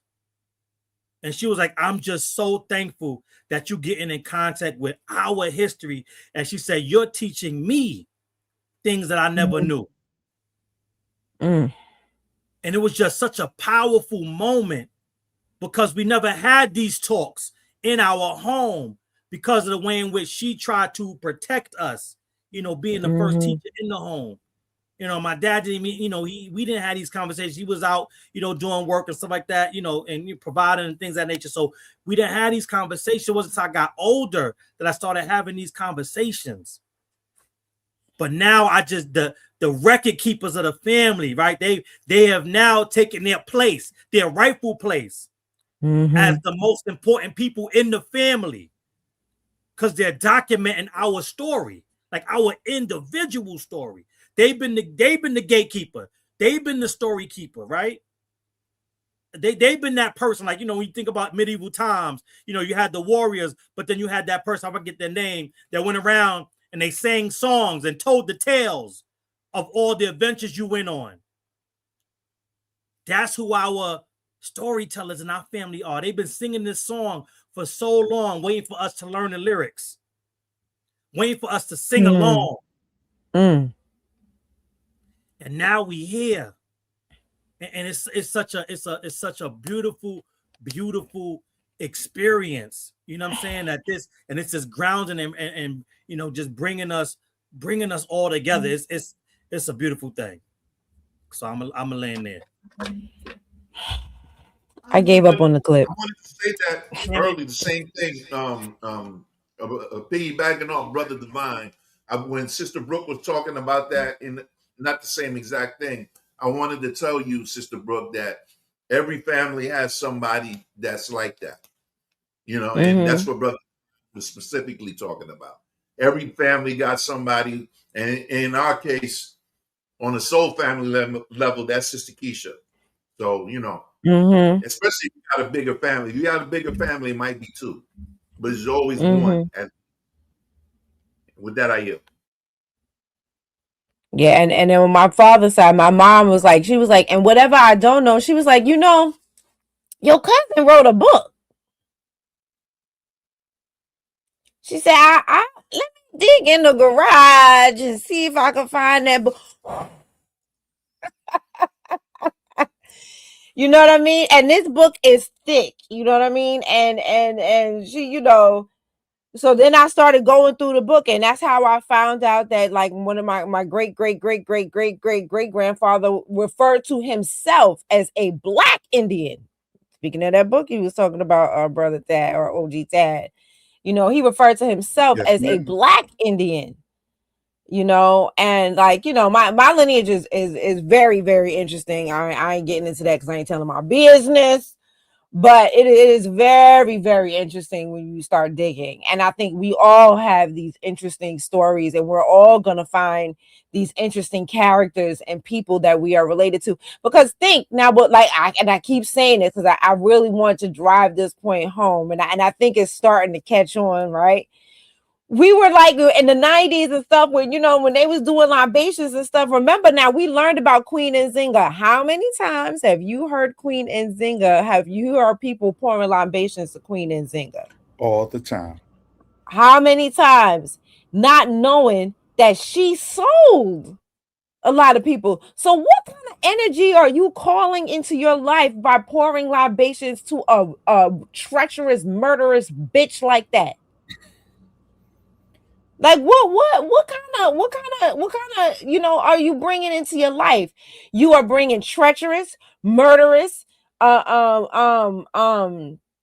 know, energy, backbiting, you know what I mean? People who's going to betray you, and that's what, and it explains why that's what we have gotten over here in this country. The people that come over, these are, and even in our own lineage, this is why we have this type of, and we had an abundance of this energy before we started digging up the people who actually fought, the people who actually, you know what I'm saying, wanted to make a better life, make a better future, and all of these things. Once we started focusing on those people and calling their names in this realm, look at how things is changing.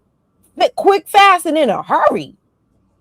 This ain't not what we the changes that, you know, President Divine talks about all the time, because, you know, he's been, you know, doing this type of work longer than I, you know what I mean, but not as long as Sister Kiesha and OG Tad, right? And so for him, I feel like, you know, when he talks about it, he has this interesting perspective, because he's been in it, I would say I give him 10 years, right? A little less than 10 years, right?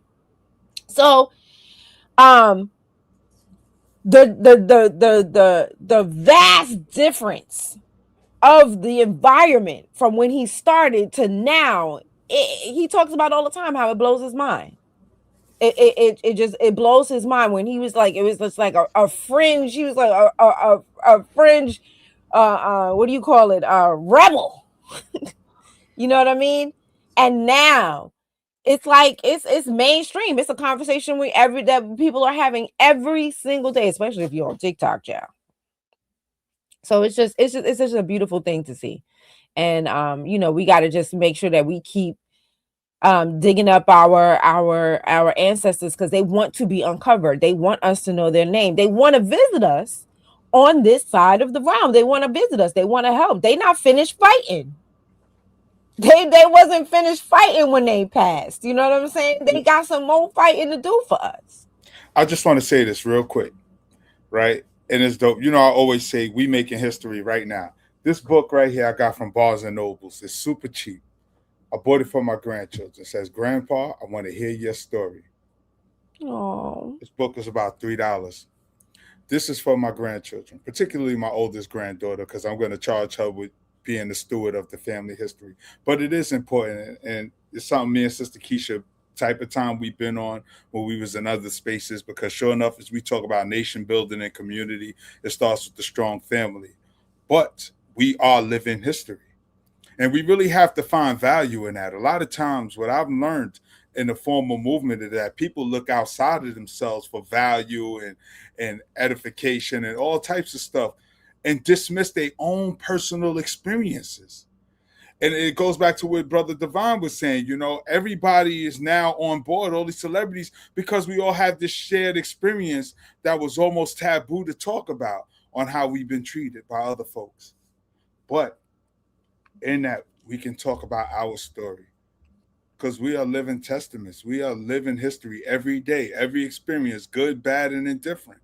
And we need to record these. Be a student of life and journal. Be a student of your life and journal. Journals are very important because there may be things you forgot about. Go back 5, 10, 20 years. Sometimes I read my journals and I forget about some of the entries. And I'm like, damn, I forgot that any of this even happened, you know? Mm-hmm. So back to we was talking about, you know, being in charge of the family history and the family story. I think everybody should charge themselves with that responsibility and pass it off to a younger person, somebody who's going to be responsible to keep the family pictures and all of that stuff. And I just wanted to say that. That's it. Beautiful. You know, you mentioned that book, Sister Brooke, with your family. The same thing happened with me, right? Last year, July, we're having a family gathering at my cousin Michelle's house. And the family knows how I am about our genealogy and our legacy. So I'm sitting at the table about 2:00 in the afternoon outside in the backyard. And I'm sitting with the oldest cousin that I had, who was in her 80s. Mm-hmm. And she's giving me a rundown of the family history. We still talking. It's dark outside. I never left the table. I didn't eat. I didn't have nothing. It's a good thing my daughter packed me up some food to take back to the hotel. But I didn't want to move. And she just kept pouring into me. So the next morning, I get a call. It's from her. It's 7:00 in the morning. Come downstairs. I got something for you. I get downstairs. She got a book that was produced back in 2012. And she gave me that book. The family history. Going back to the 1700s. Ooh. Crazy. Crazy. On my mother's side, how I was able to connect generations that were forever lost. I was able to connect generations. So again, you know, we have a calling and we have a duty, especially right here and right now. And thank God, we all on one accord. We all, no matter how we came to this table or how we came up on the bridge, we're all on one accord. Because you have people who aren't of our lineage saying things and speaking on us when they shouldn't. That's problematic. Listen to this Ghanaian. As what's the name says, I think it was Jason Black. Put him in a room full of white folks and start asking them questions and see what they say. That's right. And we'll come right back. I think I see things a bit differently just because my family came from Africa. So I wasn't really raised in like this black culture. White people hate you, you know, look what the white man did to us and all that. Like, that's why we were in Ghana. So my dad moved from Ghana. Yeah. And my grandpa, he moved when he was like probably 5 years old. And my grandpa did like his story of how he got his whole family here is amazing. So it's like, why would I complain? Why would I go do these things and shit on what you did for me? You know, like why my grandpa, he's never said the word racist in his life, and he moved here in like 1950s. That's been my experience with more African migrants, and it is, and also Cuban black, and that's why a lot of view themselves as really like black. There's Cuban, and they think Black Americans are the most entitled group. No, they do. That's why a lot of Africans and black people don't really get along that well because of that very reason. Like people tell me, "Oh, well, you know, your dad's from Ghana, so you're not black." I'm like, okay, well, that's fine. I don't care. I'm just saying, like, my grandpa, I'm all black. Who handed actual the whole? What you guys talking about? That's what I'm saying. Like all my grandpa's children, my dad's brothers and sisters, they're all super successful because they were not. I think it's just like the victim mentality, even like, well, you know, we're poor because of the war on drugs. No. I think it's like the very first question you ask, like with the Filipinos and the blacks, it boils down to culture. The things we accept, the things we do not call out. You know, if you go like us and call out bad behavior from the black community, black fatigue, if you call it that, oh, well, you're wrong. Well, I don't care. I think it's as simple as this. And this, someone, if we weren't having an authentic conversation, would say this is racist. I think that African migrants coming here, the naivete that they don't know that there's a crutch they can use. Yeah. They're coming here from poverty, like, I better make it. Yeah. They're not, no one said like, hey, you could just say that drugs destroyed your community. Like, what? I actually have a family that I'm bringing over. And I think everything to me boils down to culture. Why Asians go to school? Their culture. Thanks. Why black people doing the things it's the culture, and we don't condone it. And like you said, that's why I actually feel very passionate about what we do, because I think that's the only way to change it. We have to make like thugging and all the things, the negative connotations that black people do, we have to make that uncool. Or like right now, it's like if you're not doing those things, you're not black. We have been banished from the black community. Really? Online. Because online. You guys are like, you guys are legit black. You're not, hey, hello, black friend. That teaches me patience. Just, I tell you, man, inside of me just. Go ahead, Tad. Go ahead. Nah, I want to give it to Brother Divine because the level of ignorance, and they wonder why. They wonder why. It's teaching me because it says, Sister Kiesha, you know, we Brooklyn to the heart. We old school Brooklyn, so you know we just be wanting to pop off. About to knock the computer down. I'm past the mic.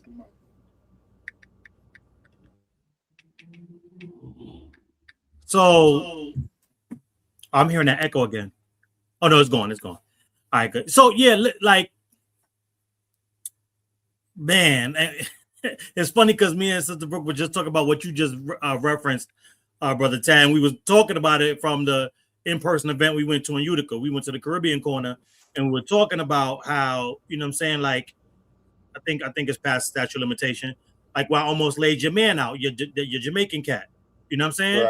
Right. Because like, it's not, I understand what you're saying, being from the old school. Some of that old school is going to each era, right? So whatever y'all had, which I was doing in y'all era, some of that passed down to my little era because I caught some of it. And it's, you know, it just depends on, like, I have patience. Sister Brooke is always talking about how much patience I have. But I think with everybody's patience, even he got limits. Point, right? There's always, it's patient to a point, right? It's patient to a button, and then if you press that button, then all hell breaks loose, right? And so it's like, you know, it's good that I've increased the space from 0 to 60, right? It's a long runway. But once you get to 60 and press the button, then that's it. Now the time for talking everything is over, right? And so, like you said, this stuff like this teaches you patience. And for the most part, most of this stuff, that don't get to me. It's when you start getting real spicy and disrespectful in person, like it can't happen to you. Like then it's like, wait, because now that's personal. That ain't even about what you talk about here, because this is bullshit. Like we all know it, right? And the longer you're in this space, and that's the beauty of this renaissance, right?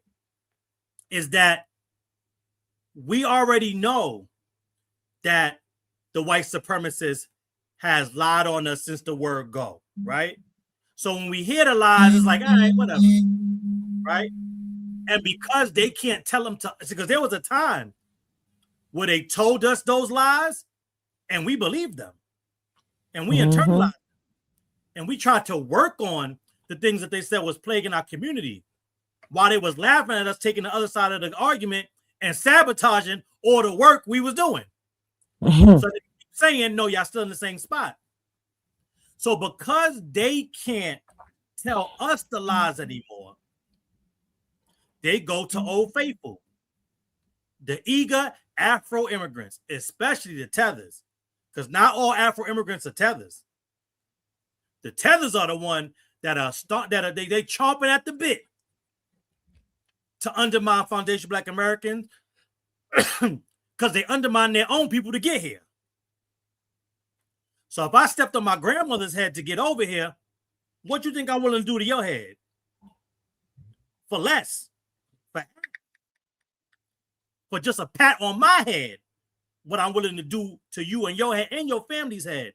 And so when we see these clowns in these spaces, it's a joke because now, see, there was a time as well, but the same way the white folks used to lie to us, some of us, a good amount of us, believed those Princess Zamunda stories, right?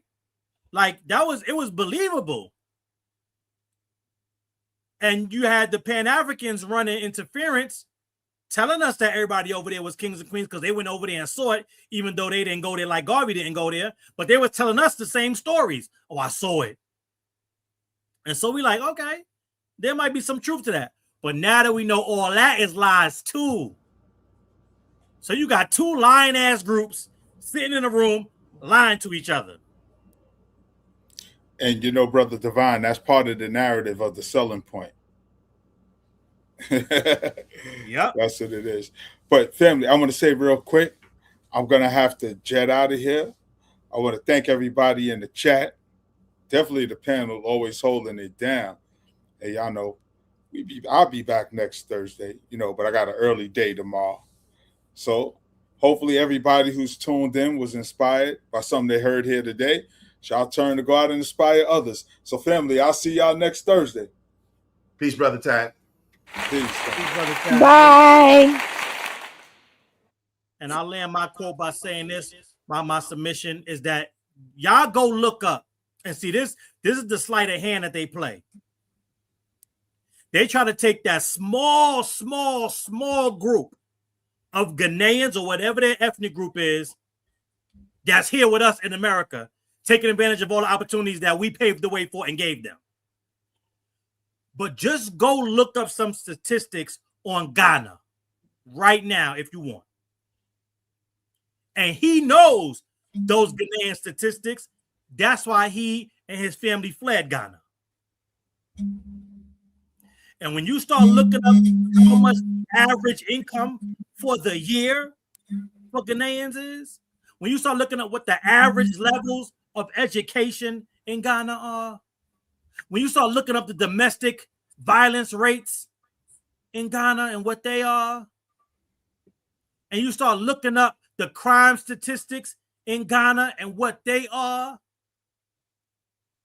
you start to see the level of deception that these people are willing to sink to keep their position and proximity to whiteness in this country. And I'm gonna say this last thing on that, because I think that was like that dude Crowder, right? That was who that was?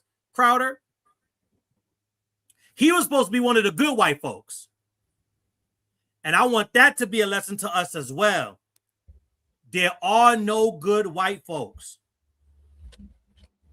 Both of them from both sides have always been working to take advantage and marginalize us to their respective benefits. He know that Ghanaian ain't black. He already knows. He knows it.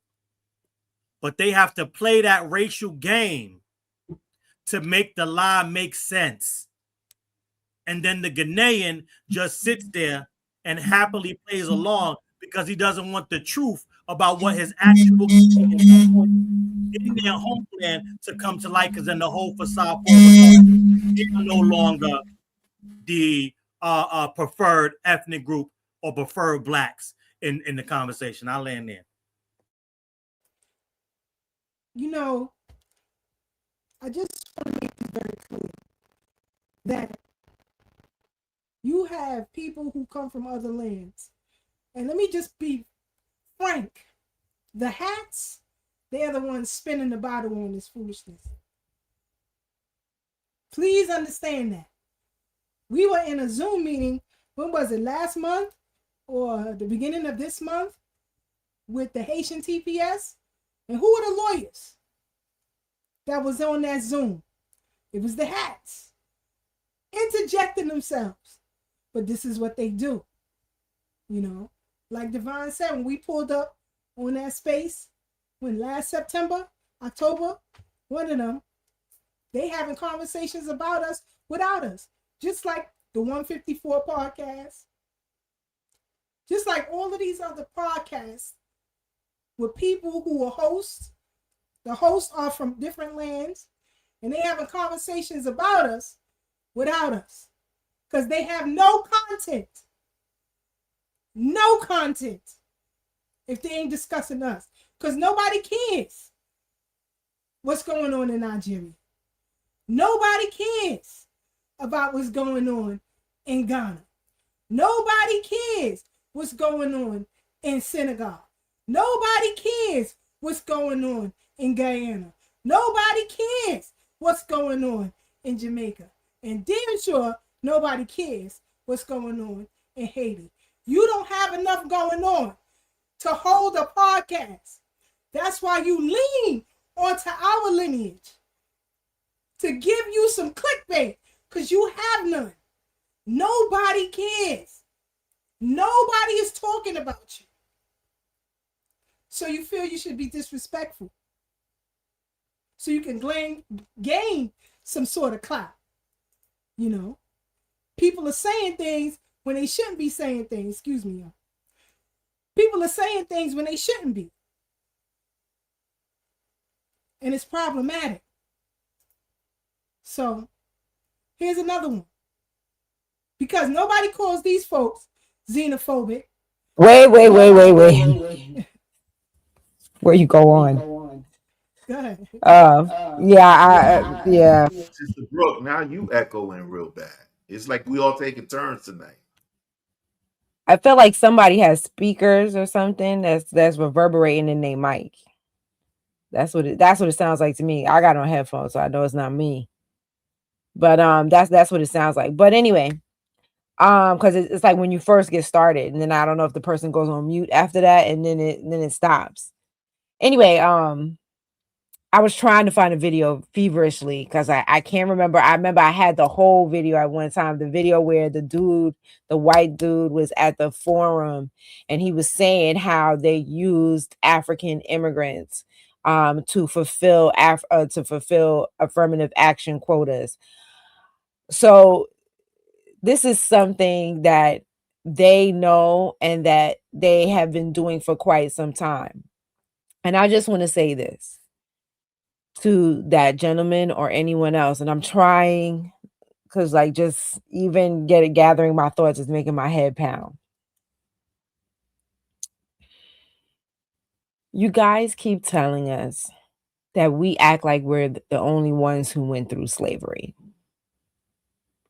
You guys keep telling us that the reason why you come here is because of the way America steals your natural resources. I can't tell you how many times I've heard Africans say that.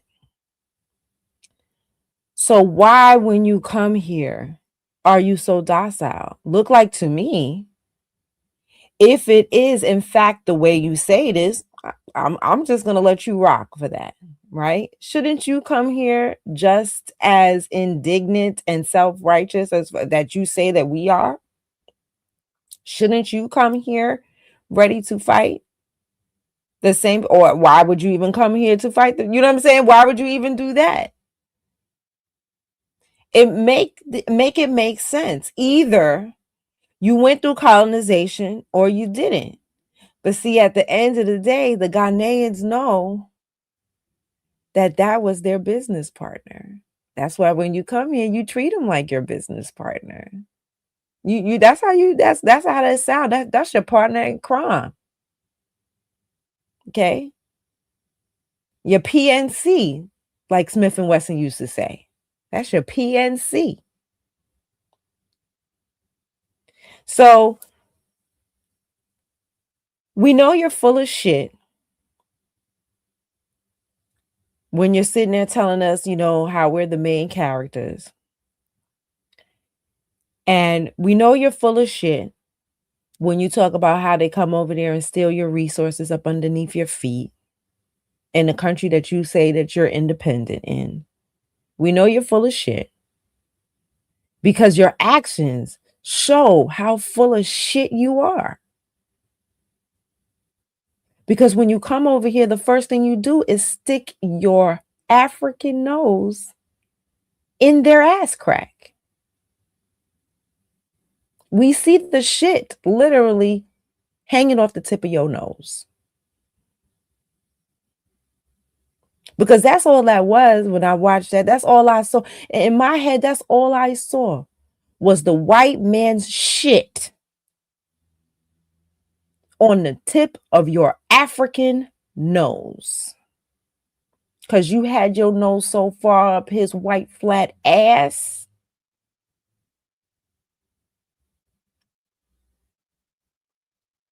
Don't ever fix your mouth on us. We don't seek their acceptance. And we don't care how you feel about it. You could call me all the names, you everything but a child of God. You know what I'm still going to get up and do? I'm still going to get up and fight. I'm still going to get up and demand reparations for what is owed to me and my family. It don't matter what you say. It don't matter what spills out your bitch ass mouth. Your subservient ass licking mouth. It doesn't matter what you say. I'm going to get up and do what I have to do for my people and my lineage anyway. There we go. Thank you. Oh, gosh, I was looking all over for it. It was busting my brain. I couldn't even think. Okay? I'm still going to get up and do what I have to do anyway. And thank God. Hallelujah. Thank the ancestors for delineation. Because there's another video that I just seen not too long ago where I don't remember who this woman was, but she was sitting there talking about we have to get more immigrants in politics. The hell we do. And this is why y'all can never speak for us. Yeah, this is why we see you don't stand with us. It is obvious we don't stand with us. This is also why when white women slit your throats, we don't care.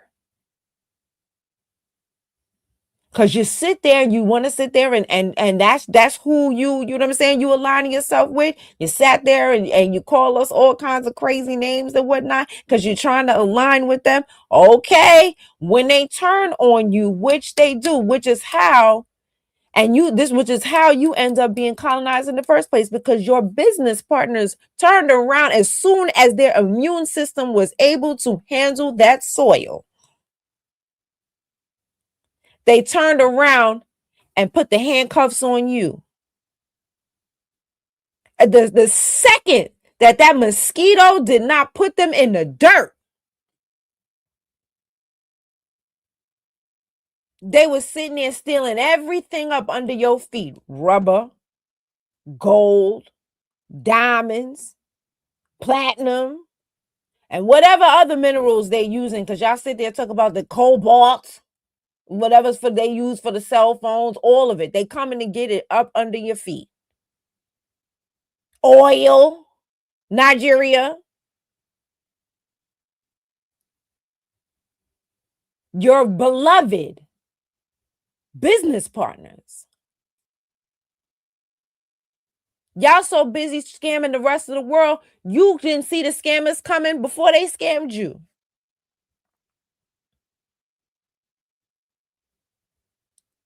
But you feel that you can fix your mouths on us? Say whatever you want. It don't matter. Like President Devon talks about all the time, that great Black American proverb. It's not what you call me, is what I answer to. And the only thing I'm answering to is my reparations and our Black hate, our foundational Black American Freedmen hate crime bill. Because I don't even want y'all included in our hate crime bill. Because y'all put yourselves in too many precarious situations. We don't want you muddying up the waters. You muddying up the waters when we're trying to fight for it. So why should you benefit? Let them do whatever they want to you, here or over there. I don't give two flying fucks.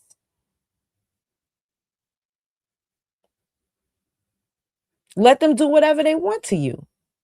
You like it? I love it. Play the video. interesting way, which is actually both the universities and the corporate employers are literally, this is true, they literally import Africans so that they don't have to hire African Americans because they still count as black. There was a great story. The thing that woke me up to this, there was a story in the New York Times 20 years ago about Harvard. This is Harvard admits, black students, but which ones? Back when the New York Times could talk about these things honestly. And it quoted actually Henry Louis Gates and Lonnie Guinier at the time at Harvard Law School, basically observing that African Americans were not benefiting from affirmative action because Harvard had figured out that they could import Nigerians. Right. And again, it's just like, great. The Nigerians are great. They're very smart. They're very productive. It's fantastic. All other things being equal, you'd like to have as many of them in your country. But like, is that really why we're doing, the set aside program in a very And you see how Henry Louis Gates flipped. Mm-hmm. That's not how he feels right now. And like whatchamacallit says, Jason Black says, you gotta watch these old niggas. Hey, the gatekeeper's real name is Skippy. Yeah, we know. Because we call him Skip the Truth. We're aware. Unfortunately, he's one of ours. So we know him very well. We the one who told y'all who. He's 39% Irish. He's a foundational Black American, unfortunately. But that is who he is. We don't lie about people's lineages here. He's a foundational Black American. He's a COON, no. And we the one who told the world that he's a COON. See, we don't hide our COONs. We put them on Front Street and let the world know that they are COONs. We don't allow them to be able to creep and crawl in your community, our community, anybody's community without putting, we put the jacket on them early. So we are well aware of who he is. That's why you know who he is. Because we told you. So, yeah, but to notice how when he was trying to go to Harvard, but now that he graduated, he don't care no more. Right? It's none of his business no more. Now he's trying to lump us all together with these erroneous DNA tests that he know is fake. Put him in a room full of white folks and see what he says, because we already seen it. He started laughing with them. He is laughing at y'all for thinking that you could take some spit and find out a tribe. That's a quote, baby. He is laughing at you with white folks surrounded in the sea. He was the only meatball in the rice. Surrounded in a sea of white folks. He's up on the stage laughing at all of y'all who have done those ridiculous ancestry tests.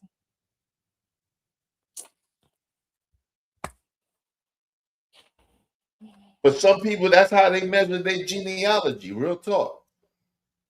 DNA is not genealogy. I was about to come on, Kiesha. I said for some people. It can't be for nobody because that's not genealogy. Genealogy is paperwork. It's paperwork. There you go. I'm being ironically sarcastic.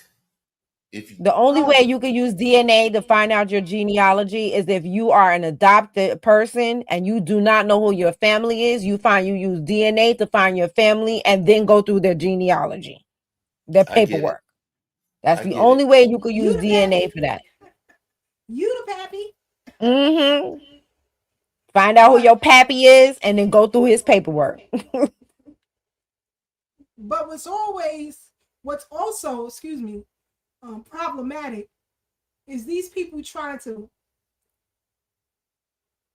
make our lineage a hate group, which is impossible. But I want y'all to hear for yourself and we'll come right back. You can't co-opt it. You're not going to remix it because you can't co-opt it. You understand? These people are bothered that we are a lineage. Foundational Black American is a lineage. It's not an organization that you can pretend that Tariq invented. It is not. Foundational Black American describes a historic American lineage. It's not a club, a political party. It's not an internet organization. It's not a membership group. You don't sign an application. You don't pay dues. There's no headquarters. There are no membership cards, nothing.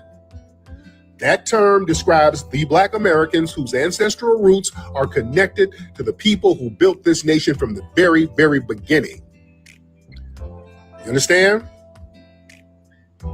And what they try to do, let me explain. These folks know it's a lineage. They're not dumb. Because they want to attack our lineage. They want to try to act like they're attacking some kind of subgroup as a proxy. That's a con game. Again, that's what the white supremacists do when they want to diss black people. They say, well, no, we just don't like Black Lives Matter.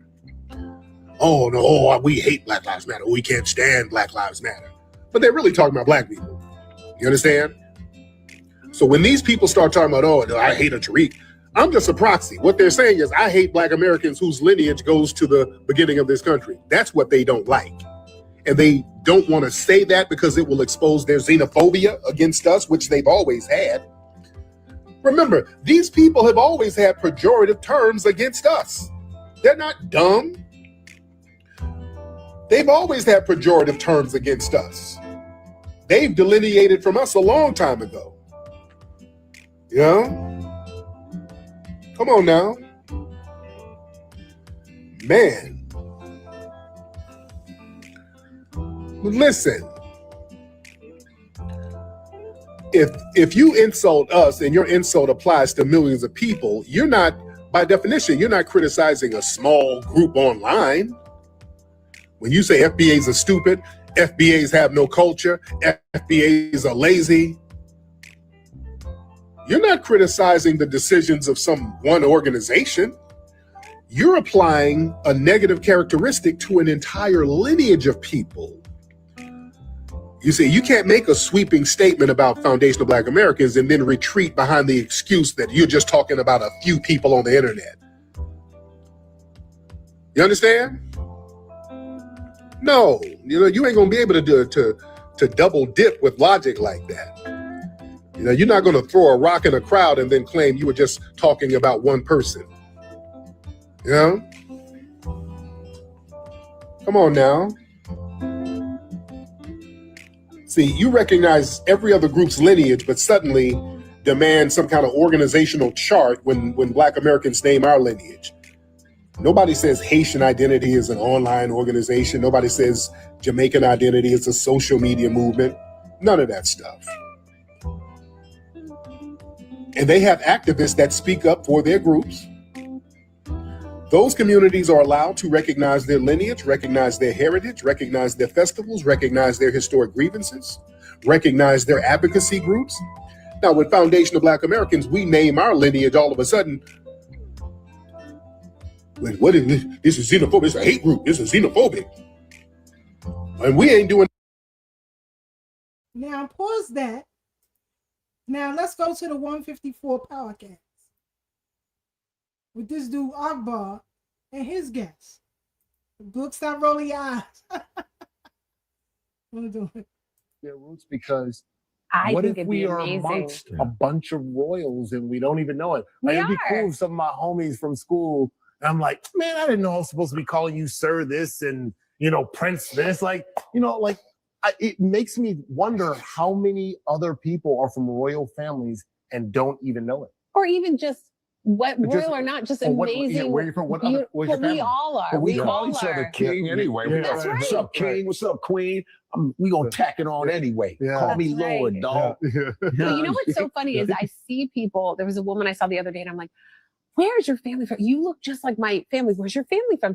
I said, "My family's from Sierra Leone." She goes, "I'm from Louisiana, but maybe I am." She was so excited. That's crazy. So it was just like people want to know. course, They yeah. it's just like there's been a disconnect. And have you noticed this? I know I can literally look, and you said it earlier, like I can look at someone and going, wow, like that person's Nigerian. And I go, excuse me, are you Nigerian? Nah, I ain't Nigerian. And I'm like, I don't know if anyone's told you, but you are definitely educated. You can tell by features. It's like so many. Yeah, when I was in Jamaica a couple months ago, I was like, everybody looks the same. Yeah. I saw some girls. I go, oh, they must be Jamaican. What's up? We from Georgia. I was like, It's like they look. Everybody, we're from the same. We're all the same. man. When I was in Cuba, I went to Cuba on a study visa, and I was in Cuba, and there was this guy who looked.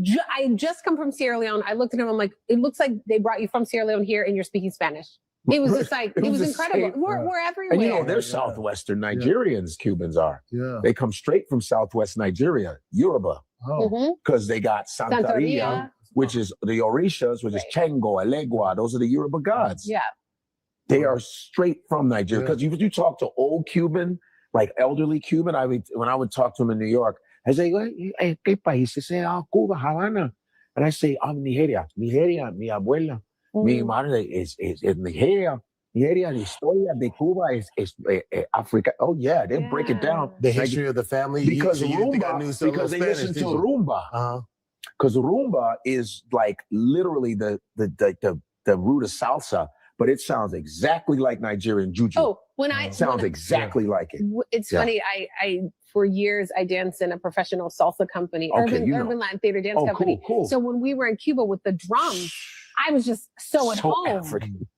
I was so at home, and I had just found my family in Sierra Leone. Yeah. And it was just like, we're all connected. It's so and African. I think it's something for all of us to remember. I think sometimes we go like, oh, I'm from Louisiana. I'm from here. I'm Jamaican. We're all one.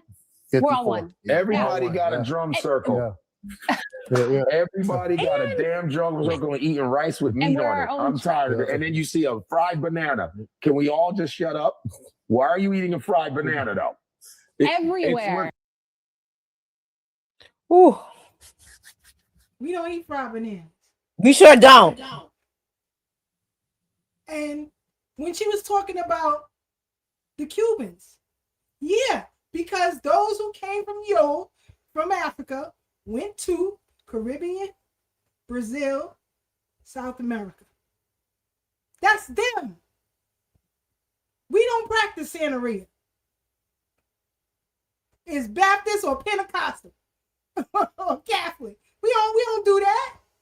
I don't know what you're talking about. Ain't no heads of chickens getting cut off over here. Only time you see a chicken with his head cut off, you on a farm down south. Or on a We about to cook it. We about to cook it. We about to eat. So I don't know what you're talking about. But again, trying to push this narrative, trying to make us something that we're not, trying to make us cosplayers of what they are. But we're not.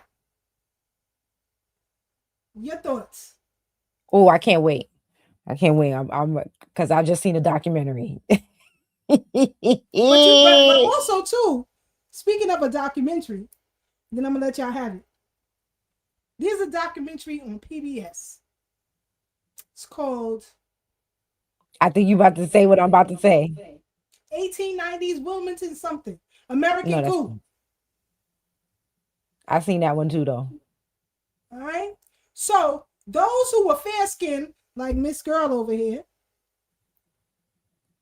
they had to run. They had to run and hide. You see? So I don't know what you're talking about. Your legacy ain't my legacy. I don't know what you're talking about, lady. No. I'll see if I can play a little thing of that documentary once y'all finish. Go ahead. So, because I thought you was about to play, because you know me and PBS is like this, right? that's like I love PBS, right? I'm such a nerd, right? So I was watching, I can't remember which documentary it was because they all run together after a while, right? But I was watching this documentary where they talked about how after the Revolutionary War with newly formed America. So this is in the 1700s, right? 1776. This is the late 1700s. After the Revolutionary War, those that fought with the British, right? They sent them, so that they could, because the Americas, Washington and all those folks did not want to did not want the British to take all of the enslaved people that ran toward the British side, or that fled, or I don't like to use the word run, because if you're enslaved, I don't really feel like that's running. That is taking your fate into your own hands. You know what I mean? You're getting away from. But anyway, so when they went over to the British side, because the British were promising them freedom, so you're going towards freedom. The British was promising them freedom. The George Washington did not want them to be free. He was like, you got to bring them people back, right? And bring them on back to us, including George Washington's own enslaved people, right? And so they told them that they had sent that they were gone already. And this was so crazy. I did not know this. The British founded the state of Sierra Leone for those people. Oh, and it gets better. Wait. Hold on. It gets better. Hold on to your seats. So the Sierra Leoneans are enslaved people, the Aboriginal, because they were there, the foundational Sierra Leoneans, because they were there from the founding of that nation called Sierra Leone, because before that it was called something else, right? Or maybe it didn't have a name. I don't know. But when Sierra Leone became Sierra Leone, those people were there. So they are the foundational Sierra Leoneans, okay? So now those people came from over here. Then there was a time when they are British subjects in Africa, kind of like how Jamaica, all those islands of Martinique. Well, I think Martinique is with French, but you get my point. It's how various islands of the Caribbean are subjects of the British now, right? So in Sierra Leone, they were subjects of the British, and they were taxing them without representation. Same thing they were doing in the Americas, which is why the Americans had their revolution, while they had the American Revolution here. So the Sierra Leoneans, and those people would not be, just so people could know, those people would not be foundational Black Americans, because they left here before America even became America, because they left here before the signing of the Declaration of Independence. Okay, so that, which is 1776. So they would not be foundational Black Americans. So don't even try it, Sierra Leoneans, to think that you can get reparations. Stop. Okay. Back to the story. So now they were being taxed by the British in Sierra Leone without representation, and they decided to have a revolution, right? And so who did the British get to come and put down the revolution? Oh, who do you think they got? Oh, this is tea here. Hot piping tea. The Jamaican Maroons. Where's the bomb? They went and got the Jamaican Maroons to come and fight the Sierra Leoneans, because they were revolting because of the taxes that they were forced to pay. Sort of like how right now in present day, when Haiti is going through what they were going through, they went and got the Kenyans to go over to Haiti to keep the Haitians in line.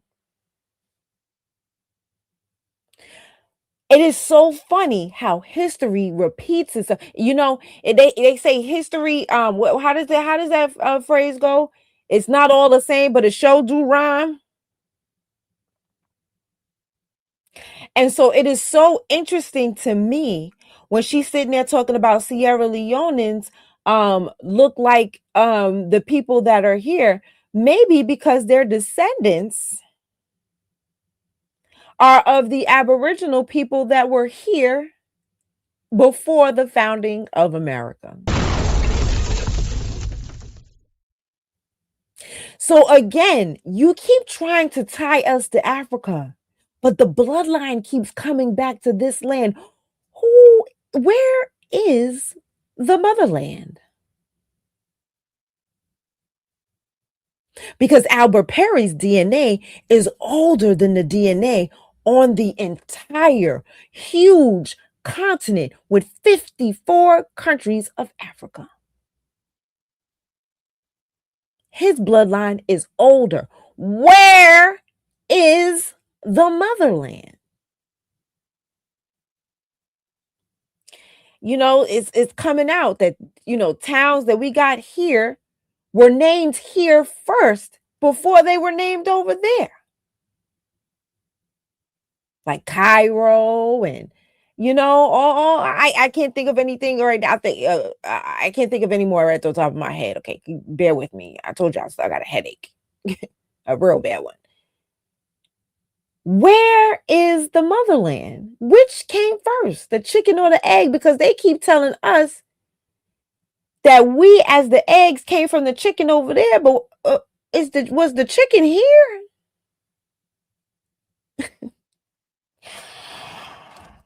Oh, I'll end right there. I think I didn't said enough. Let me play this clip of young brother Yaki. Hold on one second, and we'll come right back.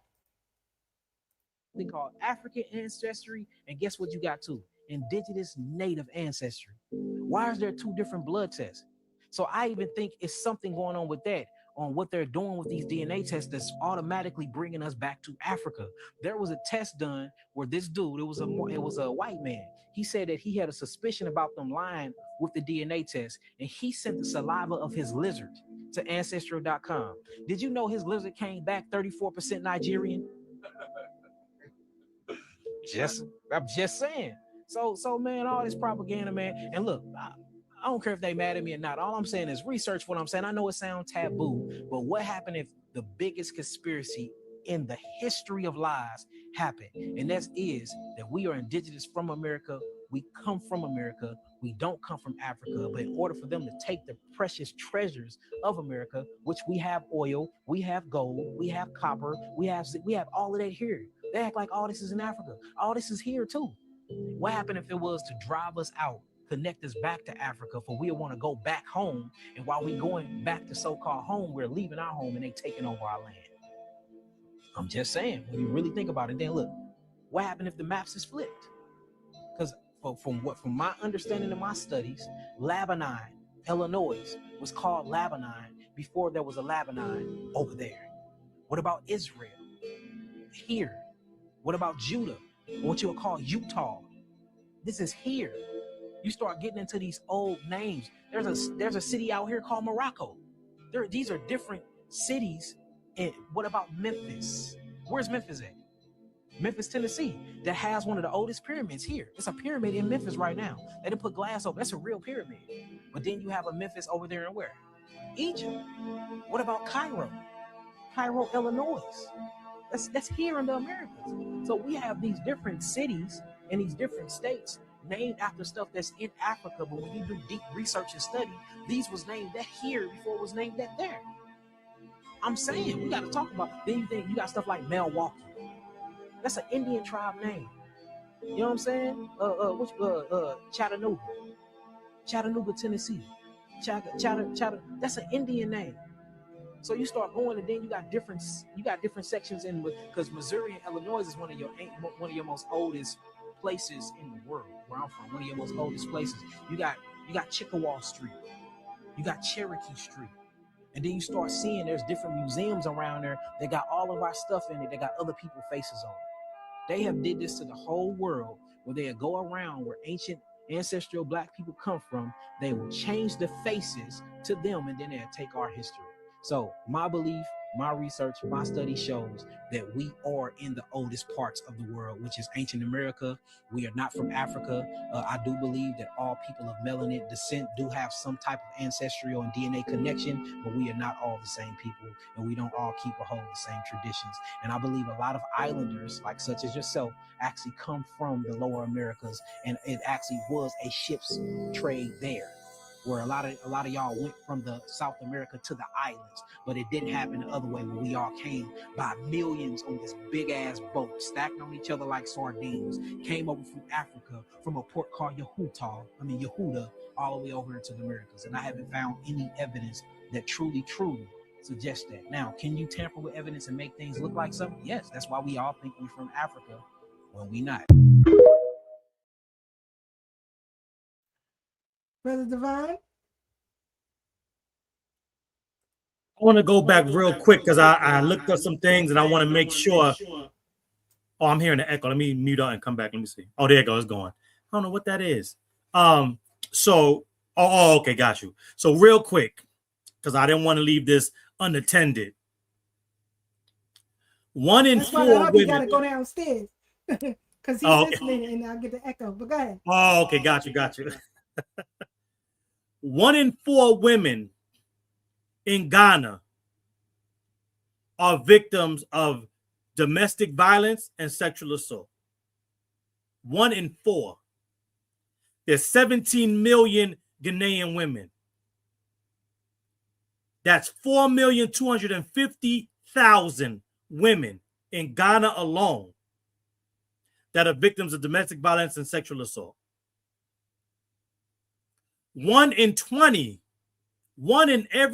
of every 20 foundational Black American households have a net worth of $1 million or more. 1 in every 20. Ghana has only 2,600 households worth $1 million. And that's just the tip of the iceberg. Y'all can look up some more of the crime statistics and all the other things that are plaguing that country. But then they come here and fix their Ghanaian lips to spread racist tropes and white supremacy. So I want to make sure I put that out there. Now going back to Henry Skip the Truth Gates. This is back, and this just brought it back to my remembrance. I literally forgot we did this because our focus has largely been on legislation and all the other things. But I think I think right when they got started, because I think it was 2019. I don't think it was COVID yet, right? So it's either 2019 or 2021, either way. The U.S. Freedmen Project reached out to a budding new organization on the campus of Harvard called Gaza. And that stands for Generational African American Student Association. And at that point, we talked to them about possibly changing the name because we already foresaw the issues with African American, even though you threw a generational on the front of it. But that's not even the most important part. Because they were younger. And, we had some pushback with some very interesting conversations and things of that nature. And at that time, no shade to them, but they fell victim to the whole, delineating as hard and as easily as we're doing it now back then was still xenophobic. So they kind of backed off a lot of things that we're trying to help them do at that time. But here's the interesting part.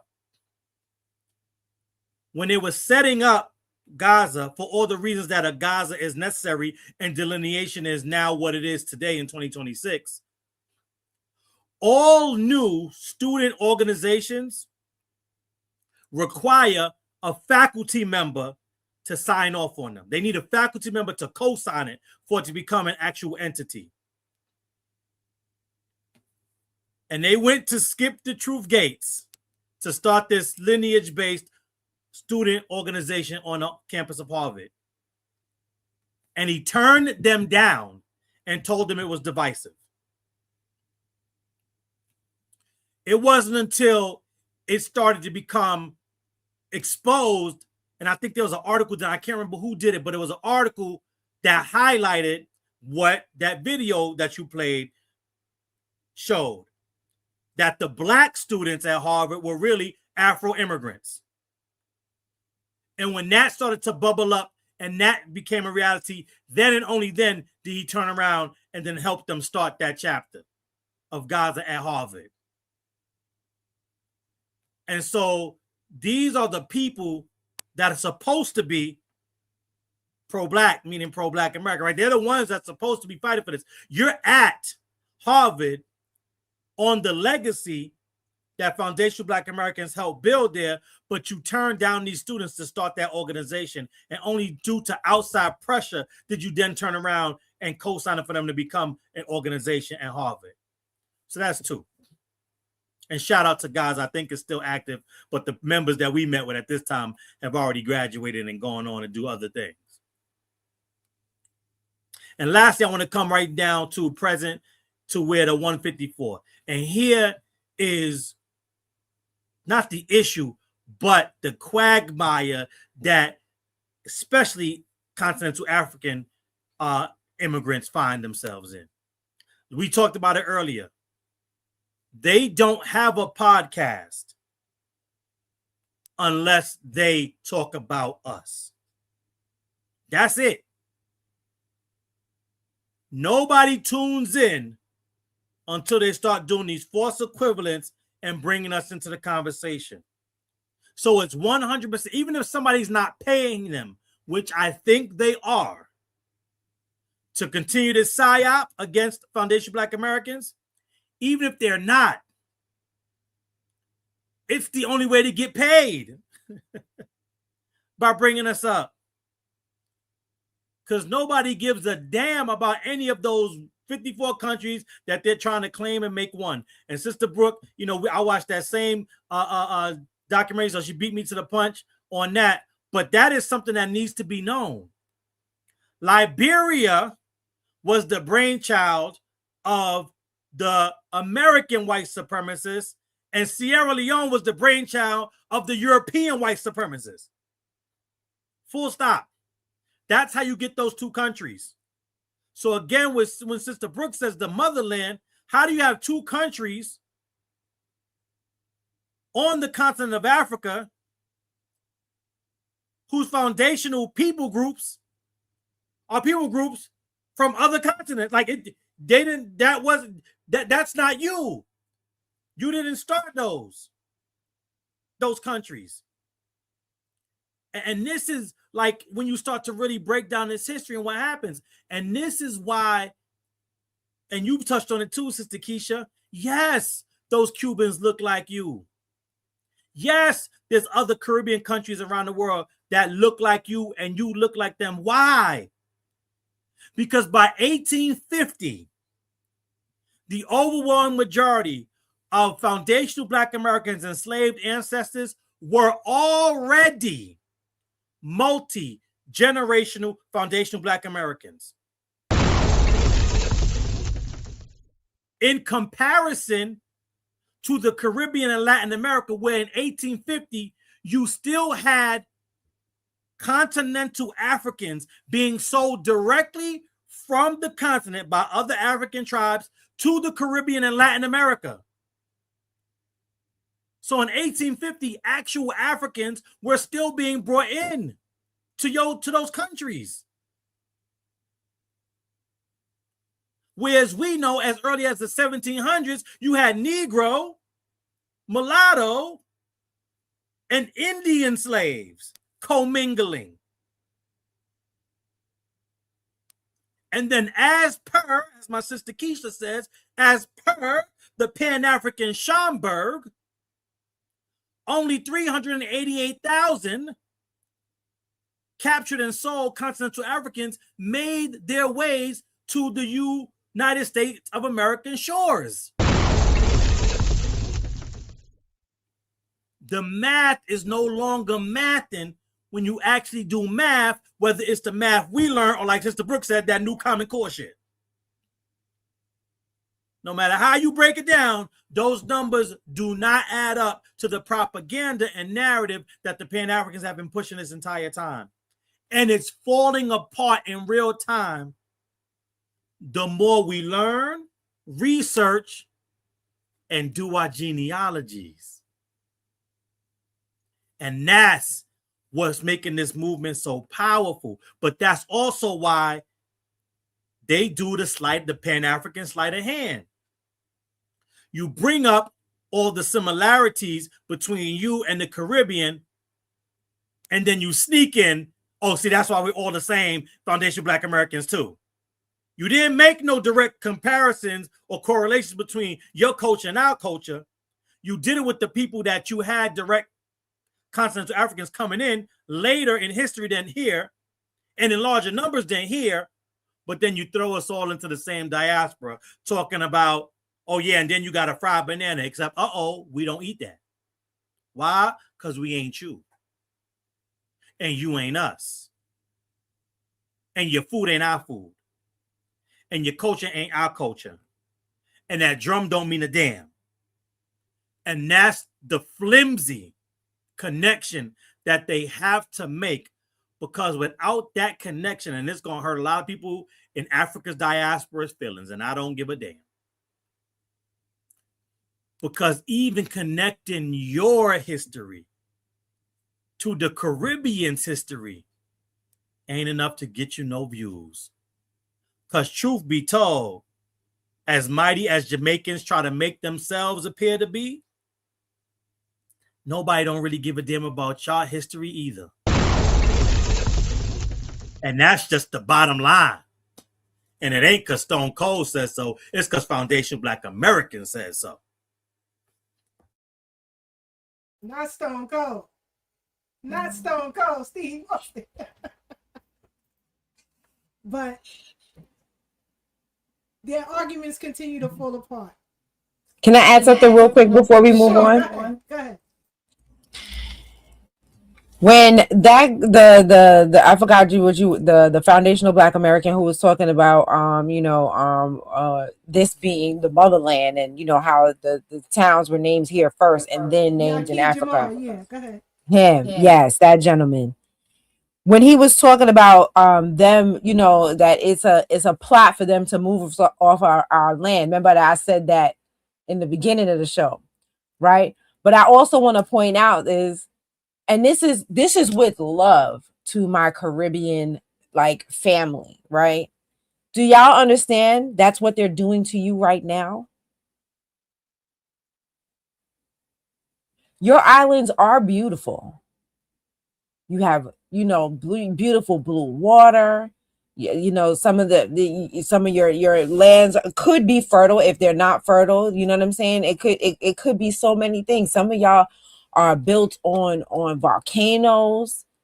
Y'all got all types of caves and water and limestone, because I visited. Haiti is built on iridium from a meteor that fell out of the sky. That's what Haiti, the island of Haiti, is, a meteor that sunk into the island of Hispaniola, that sunk. So it's beautiful. You have natural resources, and they have convinced you that it is better for you to leave and get a visa and go somewhere else and leave your island unattended. Perfect for white people to come and scoop up beachfront property, or Chinese people, or Indian people from India to come in and scoop up the land that you guys have cultivated for hundreds of years. You may not have owned the land, but you cultivated it. There was a time when the Caribbean was making crazy money for Europe. And Europe, all of Europe, whether it be France, whether it be, you know what I'm saying? You guys were able to give them a mass wealth for them. You got to do it for yourself, but you can't do it for yourself if you're not there. You're leaving your family wide open. You're leaving your land wide open. You're leaving everything wide open for them to just come over and scoop it up. You're not there to fight. The king can fight from afar because you guys want to get over there next to him. You want to come over here and get next to us. The fact that, like I said, that there are more Jamaicans living everywhere else in the world aside from Jamaica is crazy work. I wonder if any other country in the world is like that. I don't believe so. Somebody fact check me, but I've never heard. Think about that. Are there more British people living abroad than are living in the UK? Are there more French people living abroad than there are living in France? Are there more Australian people living abroad than there are in Australia? Are there more Filipinos living abroad than there are in the Philippines? I could just go down the list of countries. I don't think there's any country in the world that can say that. And right now, your prime minister is begging y'all to have babies, which is so crazy because the first thing that happens over here is y'all have a baby. Come on now. Y'all trying to have a baby for that birthright citizenship, but they are begging. Your birth rates are down over there. They're begging y'all to have babies over there. It's crazy work that you are cutting your nose off to spite your face. And by that, I mean, I know that's a foundational Black American saying, so let me explain. You may not understand what that means. That means in your rush to leave,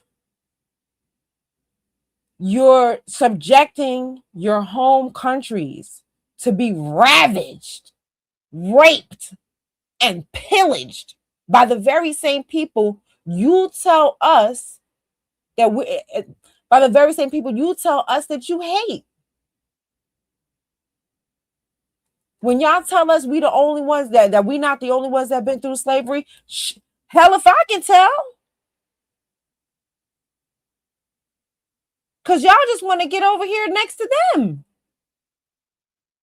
Y'all want to get over to the UK next to them. I can't tell y'all went through slavery because y'all not fighting hard enough. I'll land.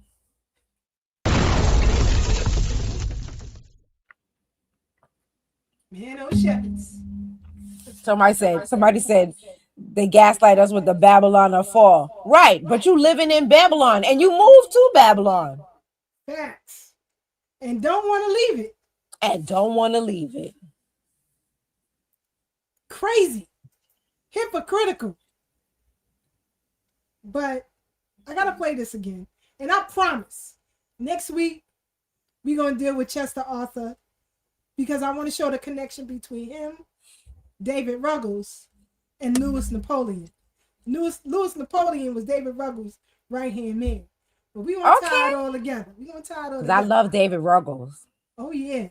That was a bad dude. I promise. Next week, we're going to start off with that. I can keep going. Burkina Faso.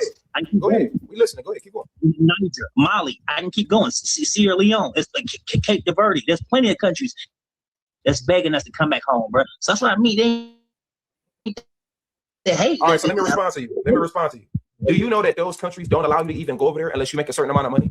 Do you know that those countries don't even allow you to go over there unless you own a business? Those countries don't just allow random Black Americans to go there and get free land and free this and free that. It don't work like that, sir. To go to those countries, you have to have a certain amount of wealth to invest in those countries to be able to bring up their GDP and economic value. That's why they want to bring Black Americans over there. And they're not just bringing it over there. You know how many Black Americans went over there and got scammed?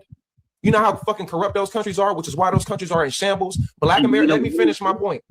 Black Americans go over there and get scammed. They get finessed out of their money. And it's plenty of Black Americans. You can go look at the horror stories of that. So this whole notion of this black back, first of all, ain't no home. That's not home. Home is right here. Home is right here in America. But even if you want to say that, cool. Why do the Black Americans that go over there get scammed, get finessed, and get treated like a foreigner? Their business are not protected. They don't even have all of the paperwork and policies and stuff that a country like America would have because those are third world countries. So no, it's not that you don't just get to be a random Black American. I can't just call the government over there and be like, hey, I'm coming to Burkina Faso. No, it don't work like that. You have to have an exceptional amount of money to be able to go over there and bring your business and bring your wealth over there to invest in them, to invest in them, not the other way around. So you don't understand the true points that you're making. You don't even understand the breakdown of what you even spoke on. And Ghana is the main one. No disrespect to the Ghanaian people, but it's true. The government is corrupt. All them governments are corrupt as hell. But go ahead. Okay, so the reason why they were corrupt is we already know about imperialism. We know about that. And what they got to do with us? So what? It got everything to do with us. We're responsible for it. Black Americans are responsible for what? Black Americans are responsible for what?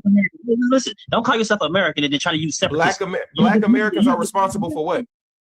Don't say Black Americans. Black Americans, I can say whatever I want to say. Black Americans are responsible for what? You said, wait, hold on. You saying Black Americans are responsible for the colonization that happened in Africa? I did not say Black Americans, but I said America. America, please stop putting words in my mouth, bro. But we're not speaking, but we're speaking about Black. So regardless of what your issue, regardless of whatever happened over there in those countries, what does that have to do with us? Is the point that I'm making. Yeah, so the Berlin Conference don't matter? Does the Berlin Conference listen. Question. No, I asked you a fucking question. You don't get to you don't get to bring back a question. I asked you a question. So what's the question? I asked you a question. So you have to be quiet because I don't want to have to mute you, but I'll mute you. You need to be quiet and listen to the question. You don't get to, you don't run the show. This ain't your house. It's a dictatorship over here, nigga. Exactly. So back to the point that I was making. Back to the point that you got. Hey, look, I'm gonna tell you like this because I'm losing my patience with you. You got one more time. You got one more time to cut me off or bring up some stupid shit that I didn't ask you, and I got to get you the fuck on. Hey, don't ask me nothing to do that, bro. I can keep going. And this is the thing with the pan goofies. Your argument falls apart. There is no wrongdoing in Africa as far as he is concerned. Despite what Ant CEO, shout out to him, is asking him. He's asking you a straightforward question. But you going around the Mayberry bush. Because you know what the answer is. You know it's some BS. He knows that. And I don't want to hear no more from these folks from around the globe who come here and tell us how we parent our children. Because you got a whole bunch of your kids all over social media talking about how vile you are.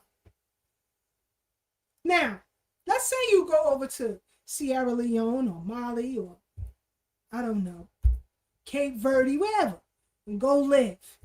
And you have to work or have to handle business. You may need a babysitter. I'll be cautious. I will be cautious. Based, not what I'm saying, what the children of these Africans are saying, how they do them. So, you know, we had somebody over here who used to push that crap. You know, but I'm going to play it, and we're going to get ready to close up out. Hold on. Listen to what they children say. Shout out to the Tethers of TikTok. Children of the Bush, presented by Tethers of TikTok. African parents have caused more mental health damage than they will ever admit, and I'm willing to die on this hill. How are Black Americans supposed to unite with Africans when Africans can't even unite with their parents? So, growing up in Cameroon with my mom, I know that she was a very angry woman. She was not only abusive to me or my siblings, she was abusive to her husband as well. Africans have a really sadistic way of bringing up their children because they're miserable. And a lot of them really embody that misery loves company. Do you know what the worst punishment was that my African parents used to make me do? Yeah. It was when you hold your hands on your ears, other side, and you pump. You go down squat position and you keep doing that. Bro, the longest I'd done that for was like an hour. Never again. African parents be like, oh my God, why are my kids not talking to me? Let me help you. Let me spell it out for you. They hate you. They hate you. Some of you are vile human beings to your kids. You were the weapon fashioned against your kids. And the moment your kids got an ounce of freedom, they took that shit and they ran. I know rightfully so.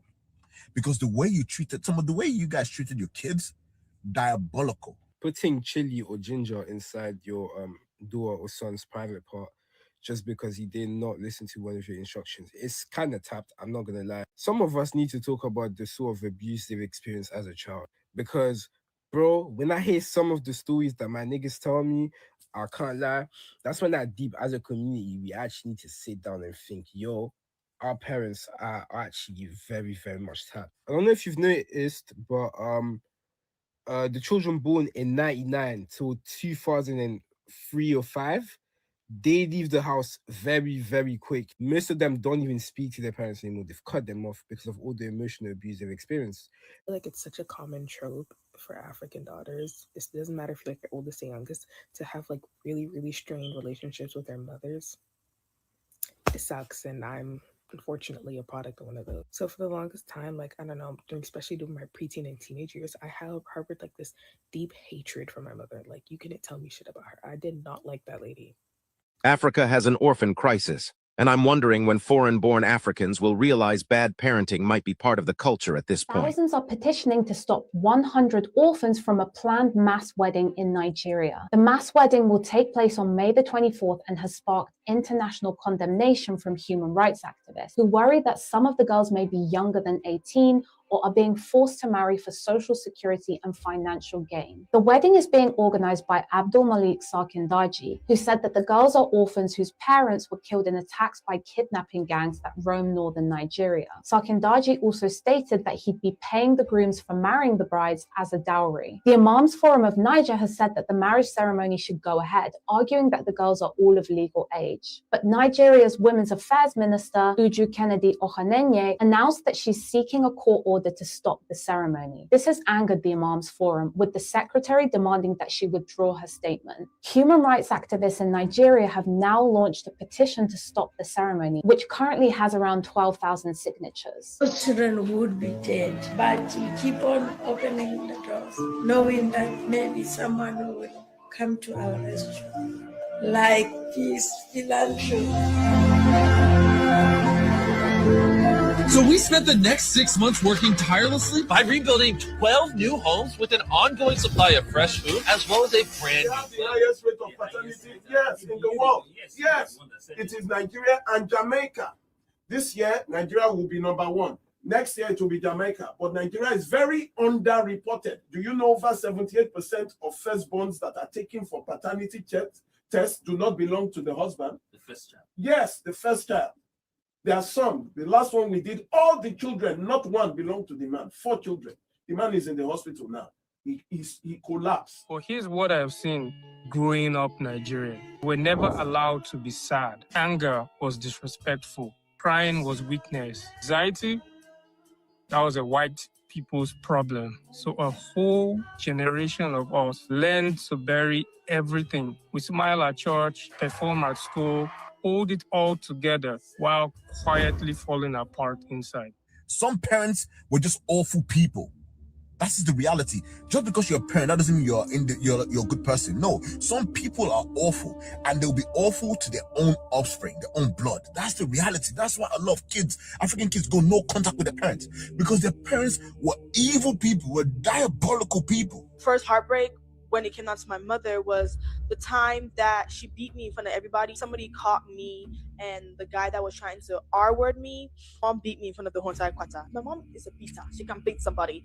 I'm very happy I kind of don't remember those beatings as a child. I just don't remember it. I don't want to. The ones that I do remember are very, very traumatic. I hope y'all realize that a lot of African, Caribbean, immigrant parents are literally narcissists. I hope y'all really notice that. Even though I don't like using the word narcissist because it's watered down, it takes away from the meaning of the depth of how cruel narcissists are. I truly feel like, I don't even like the word demonic, but it's like, I truly feel like it's an entity attached to them because they all act the same. To be a narcissist is to lack empathy, because you have to be taught empathy when you're a kid. If a person was not taught empathy as a kid, you can't teach empathy to an adult. It's sad, but you can't. I got into Penn State, right? I went to Penn State. The way I got my acceptance letter, it was through a text, because I told them, like, yeah, update me through email and text, even mail. I got a text, I got the notification I got in. I was ecstatic, right? I screenshot, because I wasn't around them. I screenshot, send it to my parents. The first thing my dad says, oh, that's fake. Why would you even believe that anyway? That's not real, that's fake. So he ruined my moment. Now I'm thinking to myself, is it? But I'm like, no, it's not. It's really from their official website. I'm trying to prove it to him. Then he went to check the mail. Oh, it's right. He didn't even say sorry. I remember when I was in high school, my senior year, I got a scholarship, right? We're driving to go to, we're getting ready to go for me to get the scholarship. You know what my dad says? Oh, not everything's about you, so I'm not going. When will you understand that your parents, your African parents, are never going to change? Stop wasting your time arguing with them, explaining things to them, communicating your emotions and how you feel. It is a complete and utter waste of time. In an ideal world, who doesn't want to be able to go to their parents and effectively communicate their emotions, things that are going on in their life, and hope they'd understand? But you tell me, how many times has that ever been the case? Question: do you really think someone who's been living life a certain way for the past 50, 60 years with the same personality and mindset is going to change now on account of you because of the things you have going on in your life? Omo, don't play yourself. If your parents wanted to understand you, if understanding you was important to them, they would have. Because what is so difficult in listening to someone and trying, keyword, trying to grasp their perspective? Where the fuck are the Pan-Africans? And when are the Pan-African parenting classes starting? Can I speak to that, Sister Kiesha? Need to gatekeep Black culture a little bit more than we do. I think we're too inviting. I think we let everybody in. Wow. We give all these what do they call it? Invites, man, to the cookout. Yeah. And so when you allow people in your culture and you don't require any level of respect to stay there in the culture, they lose respect for your culture. Yeah. And we also don't require a branch extended to us on the back end. Right. So it's like you can come to our cookout, but we can't come to yours. Yeah. Right. That's powerful. And like we really have to do that. Like we really have to start gatekeeping our culture more. Yeah. Yes, we will share our culture with the world. That's fine. But you need to have a respect for the culture. Yeah. And a lot of people don't. That's why, like example, I don't even know like what terms in the Caribbean they use that would be like the equivalent of nigga. But there will never be an instance where other people are saying, well, man, why can't we call you that? Like they literally have online debates all the time of why can't we use the N-word? Right. Why can't we? Oh, y'all use it, why can't? Because you feel too comfortable in the culture. Because if you have respect for the culture that you're comfortable in, you wouldn't even ask a fucking question like that. You would already know, like, nah, that's cool. That's their thing.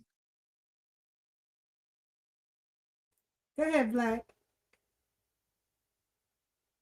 And going back to that echo is there again, and it's so annoying. But I'm gonna fight it over. What I was saying in regard to the young Africans talking about their parents, and Sister Breuck, I'm sure can attest to this as growing up in the neighborhood where that dominated. When you think of men from those communities, it was exactly like the last brother said. You know, like most, because they grew up in poverty, they become narcissists because they have no empathy because they feel like their parents raised them that way. So when you're an empath, like I am, I can't speak for any of you others. When you're an empath, you become an outcast because my concerns are not the same concerns. None of them will watch this show for a half hour. They'd be bored. They'd be like, this guy, I don't relate to. I was born in New York. I was raised in New York. So I was that for my first 30 years. And then my last 3 years, I've had to learn how to adapt to being in a country that my parents ain't from and couldn't socialize me to be right and exact inside of any culture. So I had to become myself and figure out what I had to do in life. Speaking from that perspective, and I yield. I'm gonna go real quick, and then I'm gonna let Brooke and Devon go. I'm gonna say this as calm as I can.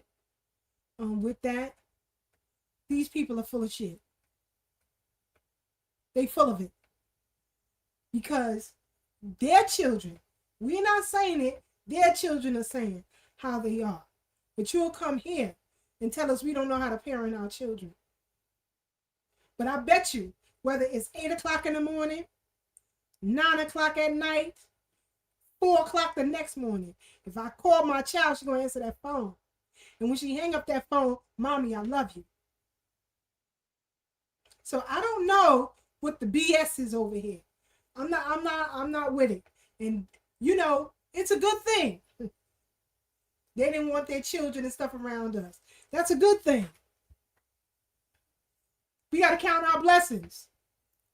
That's a good thing. Because it's not just them. The Asians too.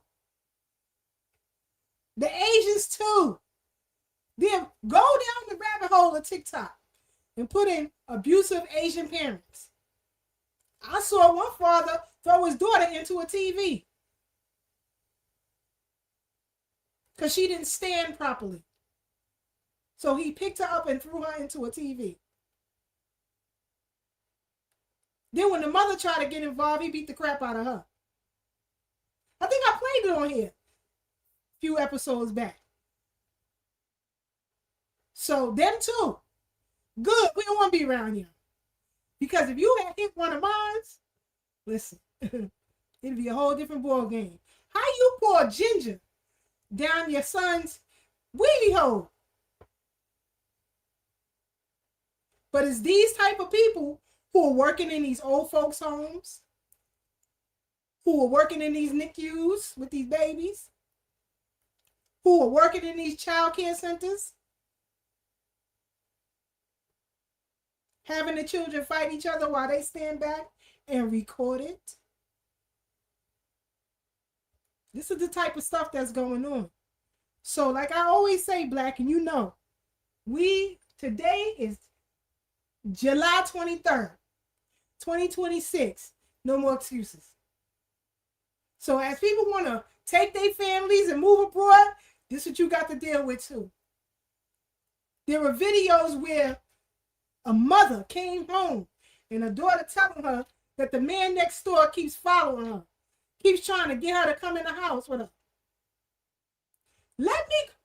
Big Russ is in the chat.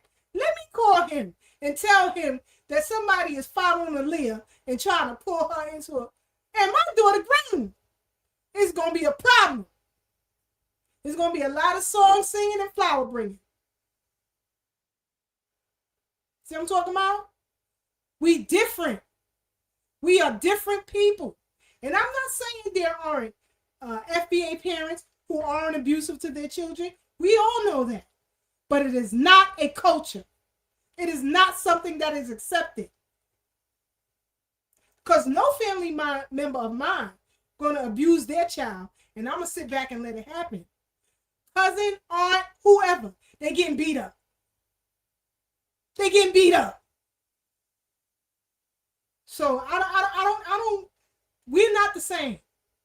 We are not the same. And that's a good thing. I'll land there. Go ahead, Sister Brooke. Or Brother Divine. If you don't mind, no.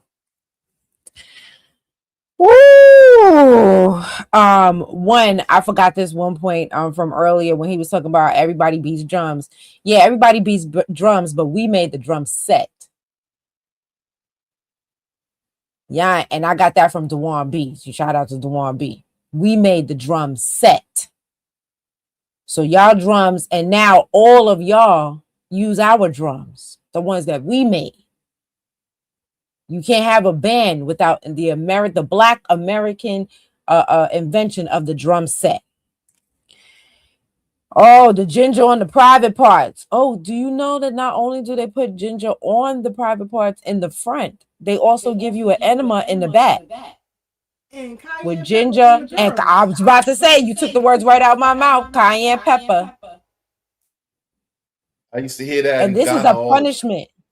This is a punishment for doing something wrong. This isn't some, herbal remedy, you know what I mean, for roids. No, this is a punishment for children. Okay. I had a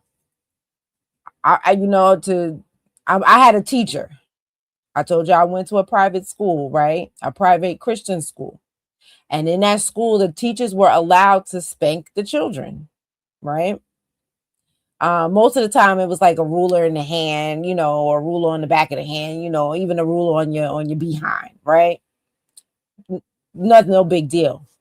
One year, I had an African teacher, right? I was in church. This is me as a young, this is in elementary school, okay? So I was maybe first grade. What's that, 6 years old? So, and for me, it would have been 5. I was skipped as a child. So for me, it would have been 5. So I'm about 5. I'm in the church with my doll. And my parents, they sitting in the pews. I'm sitting on the floor, like using the pew as my table while, church is going on. I'm quiet playing with my doll. My father is right there. I take my doll and I pluck my doll on the ear. My father said, "Where did you get that from?" I said, "My teacher does that to us." Baby, when I tell you my mother had to run interference because my father was going to kill that bitch. My mother was like, "Wait, let me go down to the school. Wait, let me go down to the school. I will, please, let me, I will go. I swear, I will handle it. Don't go down there." And when she went down there, the first thing she said, "If you don't fix this, my husband is coming next. And you don't want that to happen. I already had to fight tooth and nail to come in between him and you. But let me tell you, that set my father off. Just a plucking on the Cabbage Patch ear. One little pluck. He saw that. That's something I will, as old as I am, I will never forget. You see how vividly I told that story. I will never forget it. How my father did not play about me. How my mother didn't play about me.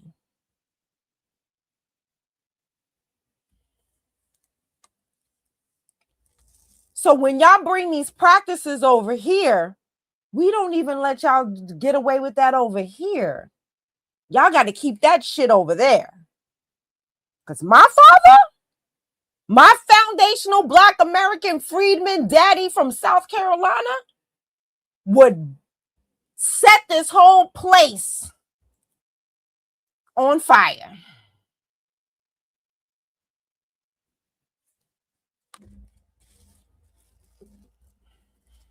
And my mother, being the good foundational Black American woman that she was, wanted to keep him free. Keep him out of jail. Because that's where he was going to go. If he got a handle on her, that was a wrap. He didn't care, woman or not. You pluck my baby on the ear? And that was a plucking. There was no ginger. There was no cayenne pepper. All she did was pluck us on the ear. He was ready to. All right now. He was fit to be tied. Yeah, me. I want y'all to think about how happy that woman was because of the philanthropist, aka the white man. Oh, the white man. She was so happy to see him, not knowing that it is their involvement that has pushed y'all into the economic situation that you in. But when they come there, it's, oh, the white man. That's why we different, and that's why we delineate, and that's why you come over here, and you come over here with that same, oh, the white man spirit, and then tell us that we act entitled. Then it's so sad because when I watch things like that, it makes me. My mother is not perfect. My father was not perfect. Their relationship was not perfect. But damn it if I'm not happy that they was my parents. Because when I see shit like that, It reminds me, it don't matter how imperfect my parents were the best. They were the best. They loved me. I keep telling y'all that Brooklyn had to toughen me up because I got so much love in my household that I thought that the rest of the world would be that way. I was smothered with hugs, smothered with kisses, to the point where I'd be like, Ma, let me breathe, Ma. To this day, sometimes I'm like, Ma. I was smothered. I mean, to this day, that's how my family is. These people never even been hugged by their parents. I saw Gina Yashira do a stand-up where how she brought her white tea girlfriend home. And the mother hugged the white girlfriend and she looked at the mother like, well, you ain't never even hugged me before.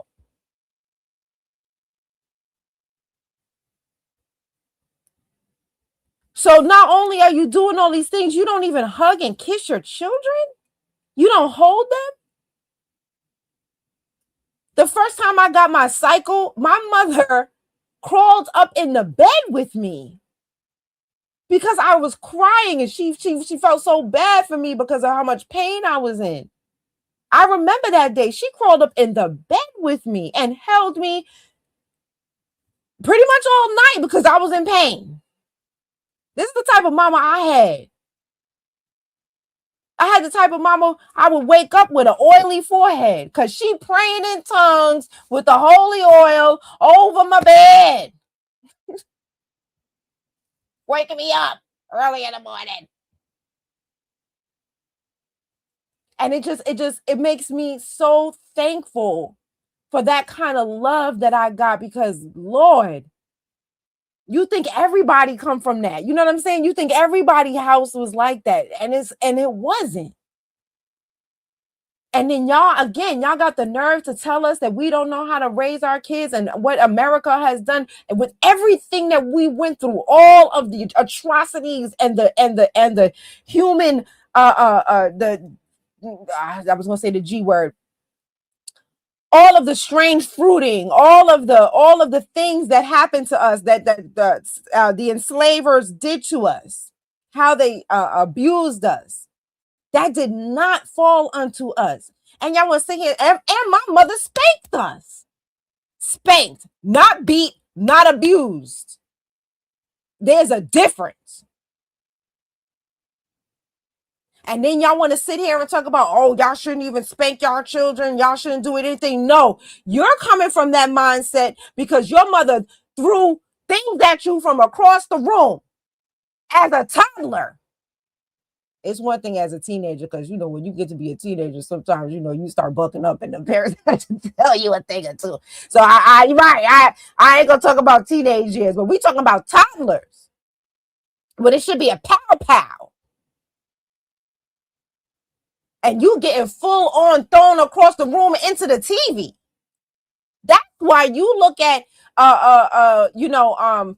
correction and discipline the way you do, because when it happened to you, it was abuse.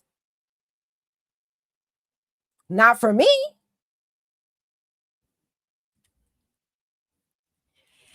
And when y'all sit here and talk about, then that extends into the patriarchy that y'all talk about all the time. When your mamas are complicit in the patriarchy. And let me explain what I mean by that. Doesn't your mama treat your brother differently than she treats you? Don't she let him get away with murder and you can't?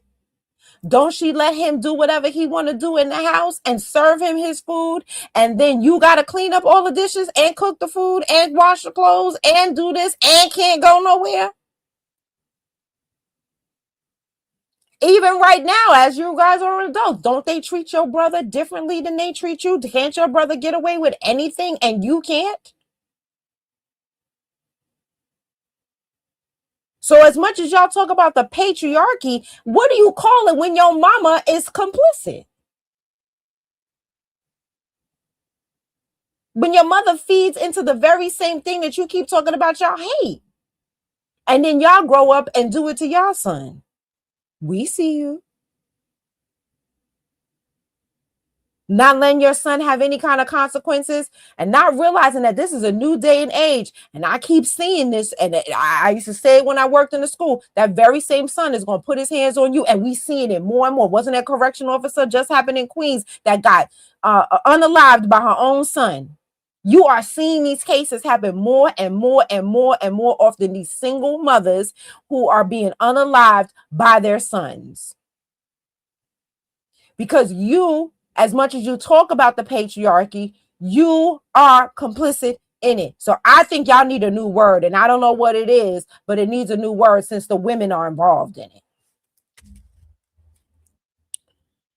And then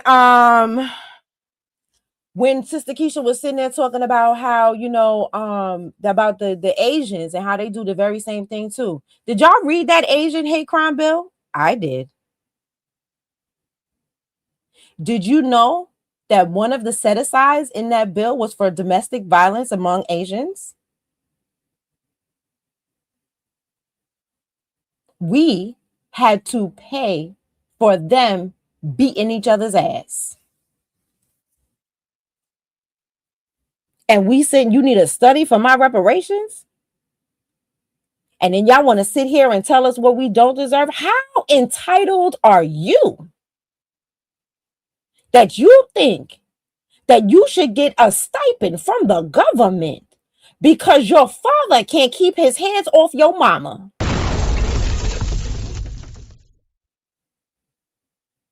Is China gonna pay you for domestic violence? No, the fuck they aren't.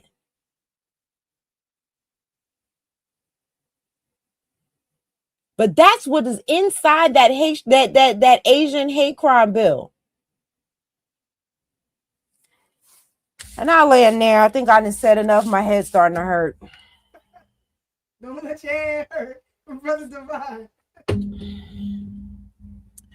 Man, I just you know, you guys, you know, you said a lot of it, so that's good. I won't have to use a lot of time on that. But yeah, that's what's so interesting is that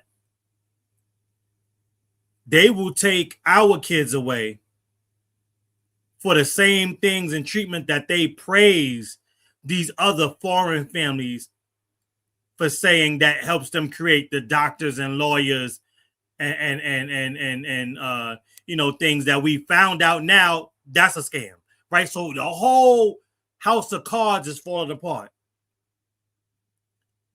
because the Asian abuse on their kids, those tiger moms, is supposed to produce these mathematicians and doctors. And like I said, I saw behind the veil before I knew I was seeing behind the veil. I've said this before. I grew up in Brooklyn. I saw my first gun with an Asian bringing it to school. That's why I saw my first gun. And they weren't the smartest kids in the school. Right? So it's all these urban legends and myths. And that's how I learned Caribbean culture, right? Quote unquote. Because I was tutoring them. I was going to their cribs. And I would meet their families and see their cultures and smell their foods and other stuff. Shout out to Root Work. So all of these urban legends and myths that were sold to our community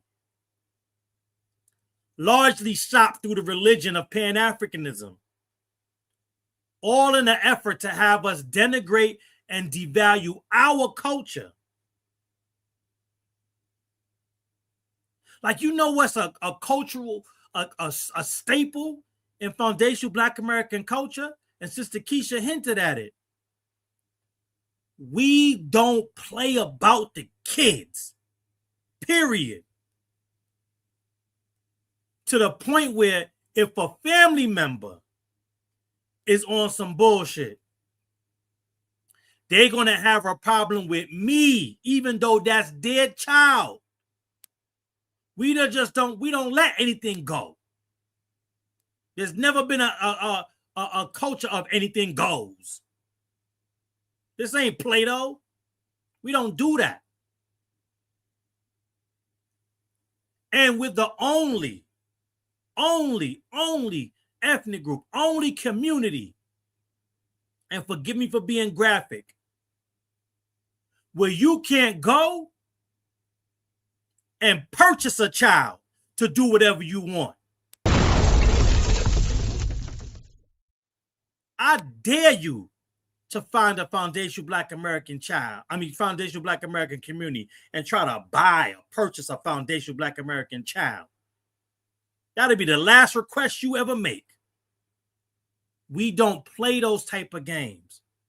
But all these other communities, all these other ethnic groups, all these other countries that claim to be connected to us, claim to look like us, claim to be the originator of all of our culture, you could go there and you can find kids for sale. And I'm sorry for being as graphic as that is, but that is just reprehensible when you talk about how we don't play with our kids and other kids. And that's one of the things that we had to learn, and we're still learning on the fly, because all these other groups will target kids when it's time to enact some of their depravity and some of their racial and ethnic animus. We are still on some kids are off limits. Even if I can't stand your daddy, even if I can't stand your mother, you are exempt. Those other groups don't have that. They don't have that code of conduct. They don't have those type of ethics. Our children, and it's been proven, are fair game. They will charge them like adults. They lynched our children like they lynched our adults. Documented. So they can't tell us nothing when it comes to parenting, when it comes to culture. You can't tell us nothing. That African was telling the truth. For all the, oh, you are a baby mama culture. All that is projection. Jamaica and Nigeria are in competition every year for number 1 and number 2 for paternity fraud in the world. Not in Africa's diaspora, not in those 2 regions of the world, the entire globe. They're number 1 and number 2. Like that African said, they tested 4 kids and none of them were the husband's kids. His African ass collapsed because he couldn't believe it. They said 78% of the firstborns don't belong to the husbands or the partner. That is a culture. That's a culture of paternity fraud. And then these people will turn around and try to denigrate our culture. That's projection. Classic case of projection. And that's why they're getting so frustrated with this foundational Black American Renaissance. Because the projection ain't working no more. We know who you are. We know what y'all do. So when y'all start talking that baby mama shit, it's like, okay, that's nothing. We're treating you like we treat the white supremacists and their lies. They've already been confirmed as lies. So now we just let y'all tell those lies. That's irrelevant. Y'all are irrelevant. Those conversations are irrelevant. On those same TikTok streets, you're starting to see people aren't going into these other rooms and screaming at these Afro immigrants and wasting their time in these conversations. There's been a whole lot more. There's been an uptick of constructive conversations that foundational Black Americans are having amongst ourselves. And that's what's really scaring them, because they already know what it looks like when we get on code. They already know what it looks like when we circle the wagons.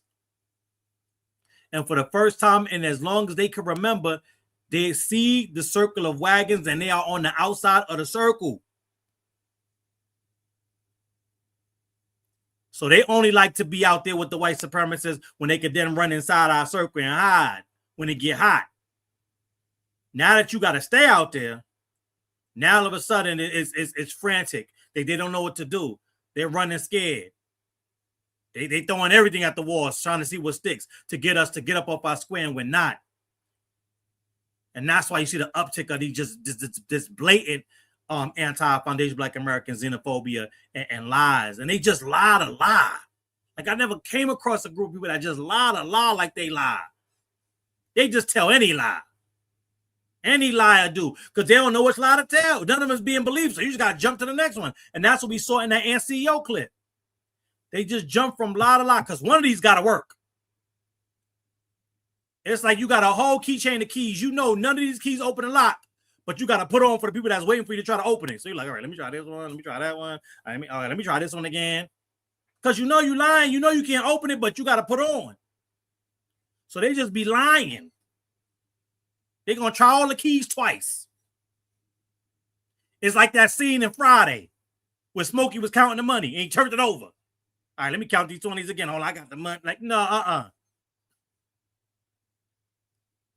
And playing with our money is like playing with our emotions. It's the principality. Y'all better stop playing, because we not playing no more. And the beauty of it is that we don't even gotta threaten violence. All we gotta do is circle our wagons and leave you on the outside.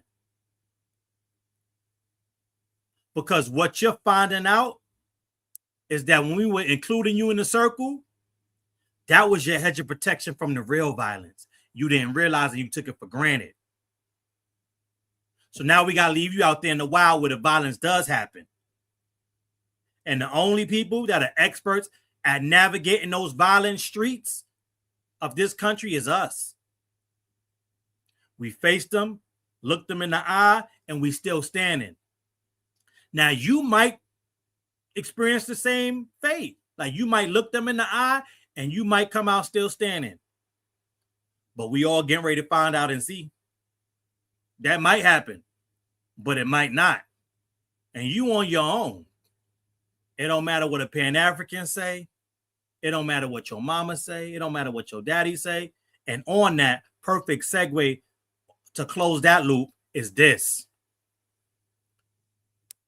Everything we're seeing now, all the excuses that they love to blame on the media, it's coming from their family. And because they are cowards, they don't even stand up to them until it's time to leave the house. They're going to let them put that ginger and cayenne pepper in their booty hole. They're going to let them do it. But you know what they also let them do? Talk shit about foundational Black Americans. They don't say a word. And that's something that my mama taught me a long time ago. If you got an open enemy and somebody that's supposed to be your friend, and the person that's supposed to be your friend is coming to tell you what that open enemy said, it don't matter what they said. They're your enemy. You know it wasn't nothing good. The real question is, what did your supposed friend say when your open enemy said what they said? And what we're finding out is far too many of these Afro immigrants joined in or stayed silent, and silence is complicity. If you didn't push back on your abusive parents when they was talking shit about us and you hang out with us every day, you are complicit. But you trying to run with the story that, well, I didn't say it, so you should still get a pass. You should still be cool. Nah, your silence is complicity. And so now you out there with that same abusive parent. Y'all better kiss and make up. You better force them to hug you, because we ain't got no more love over here for you.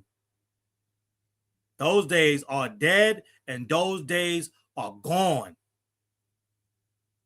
And disaggregation and delineation, listen, they are, I said this in a group chat, and I'll end on this. We have always known that immigration as a whole negatively affects our group.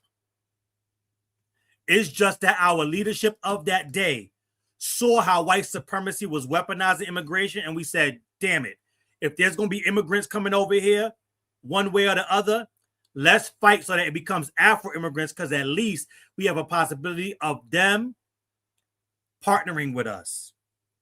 Two things happened. A. Philip Randolph called it immigration indigestion. And the number of our leaders was like, look, they don't help us as a whole, but if we can get reinforcements, if we can get some backup against these white supremacists where their numbers are growing because they were bringing in other white, quote unquote, immigrants to bolster their numbers, if we can get together with them, then we could do something. And we found out they came here for a better life, and a better life by any means necessary, which meant they would step on us and allow white supremacy to do it. And so here's what we did with the help of the ancestors and calling the right names for that immigration indigestion. Delineation and disaggregation is the cure. Delineation and disaggregation cures the stomach aches and the headaches that these tethers are causing us. And I land there. Man, let me say, tell somebody to tell somebody.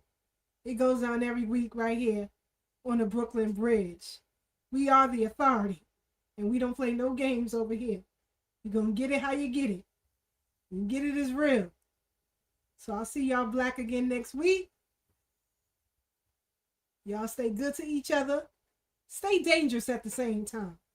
We had 400 and what I wrote down here. 487 people on the live tonight. Shout out to DJ John over there on Twitch for hosting. All of you on Facebook, Instagram, and YouTube. We definitely, and seriously and sincerely appreciate y'all rocking out with us on the Brooklyn Bridge. If you want to reach out to Brother Black, hit him on melaninblogspot.institute.com. If you want that shirt, you see what Sister Brooke rocking? You see what she rocking? Go to evenmelanin.com. And if you want to catch up with the president himself, go to the usfreemanproject.com and .org. I'm sorry, add that we trying to raise $3,000 for a float for the Black American. Yeah, we got to make sure. So make sure you donate. Right, we need a float. Okay, we found out it's $3,000, right? We need y'all to donate so we can have a float in the African American Day Parade. We need the Black American Heritage flag to be big because they be having all them Pan-African flags and all these other country flags and blah, blah, blah, blah, blah, blah, blah, blah, blah. We need a float. Last year, we was there pretty deep. You know what I'm saying? We had a lot of people. And then people are asking like, oh, how can we meet up with y'all? You'll be able to meet up with us on our float. If you please go to the usfreemanproject.org and donate to their PayPal so we could get we need is 3,000. We could do that. 3,000, and we need it by September. We could do that. Come on now. We could do that. It's important for us to have a float. Why don't y'all throw a party or some type of event? Child, you know I work nights. We're definitely looking to do that. That's definitely in the works. Some level of a fundraiser before then.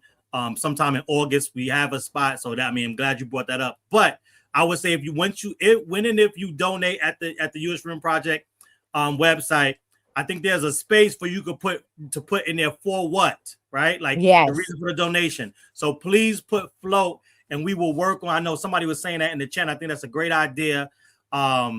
We will have a running tab letting us know how close we are to the goal, right? So if you put for donation for float, we will be able to keep that, and we'll figure out whether it be on Sister Brooks' website. We'll figure out someplace for it, and we'll have getting close, the timeline and stuff like that. We'll have some level of meter, you know what I'm saying, so that we can see when we getting close. Yes, because we need that. We need that float. Okay, I just dropped the link in the chat. Somebody asked me to do that. Okay. We on it, boy. We on it. Yes. Yeah. We need the float. Because Fighter can't be doing all this walking no more. I'll tell y'all right now. And on top of that, What'll be good too is if we'll figure out the design. Hopefully, we'll figure it out. If we get it, if and when, I will make we sure. will get it. Yeah, I will make sure. When you donate, just put put it's for the float and just put your name or whatever name you want displayed, and we're gonna try to put that on the float as well. We're gonna make that a part of the design. Put all your names on it, so that is our float. We're also. Go ahead. We're also looking into, like, if your business, your Black American business wants to sponsor, wants us to put your, your banner or whatever on the float, like with a sponsorship, we can do that as well. You know what I mean? And we'll advertise your business on our float. You just send us the banner and we'll put it up there, as long as it's, family friendly, which I don't think I have to worry about that from the family. You know what I mean? Y'all already know that it needs to be family friendly. So once y'all do that, we could, it could be advertising for your business. Because we going, you already know me, I'm going to put video of it everywhere. So, you're going to have some, eyes, definite eyes looking at this, your advertising. So hit us up for sponsorships. Oh, that's great. That's a great idea. Thank you for that. Yes, indeed. You want to answer that question on the screen? Oh, what's foundational or African? I don't even know what the question is. I'm assuming he's talking about the parade. Parade. The parade's name is African American Day Parade. It has that has been the name of it for over 50 years at this point. Right. It is the legal name of it. So, we did talk to them about changing the name. There are legal ramifications for changing the name. So, hopefully maybe one day we'll be able to get them to do some sort of slash. And the African American Day Parade, it carried that name because it's been in existence for like 50 years. It does carry a certain amount of cachet and weight when it comes to the things that they are, trying to do in the city. So, it's not just as easy as changing the name, but we are in talks to them. We can call it what we want to call it. You understand what I'm saying? You know how we do. Certain things, it'll be named one thing, like Timberlands are named Timberlands, but we call them Tims. Okay. Not many people call it by its whole name. The same thing. The Jamaicans call them Clarks and we call them Wallabies. And then other things before that, before I was born. You know what I'm saying? And we call them Wallabies. Don't nobody call them Clarks, but Jamaicans. You understand what I'm saying? We don't call things by its name. So because legally, like I said, there are ramifications for them changing the name. So we could keep the name African American Day Parade, but let it just be flooded with our flags. Let it be flooded with our message, just like everything else. We can force a name change, you know what I mean? And I don't mean physically with the people that are there, because we respect them and we respect all the work that they've put in for 50 years. You know what I'm saying? We respect the generational work that they have done on that parade. So we're not talking about that. We just mean like we can force the name change within the hearts and minds of the community. To be the Black American Heritage Parade or the Foundational Black American Parade or Freedmen Parade, or we can call it all of these things, and just make it ours because it is, you know what I'm saying? So don't get hung up on the name. Yeah, and to that point, obviously our float wouldn't have African American on it because that's not us. But absolutely to that same point, it is called, right? Like people call it the West Indian Day Parade. But it's actually the Labor Day Parade, right? Yep. And so the official name of that parade is Labor Day, but because it's represents their culture, they call it the West Indian Day Parade.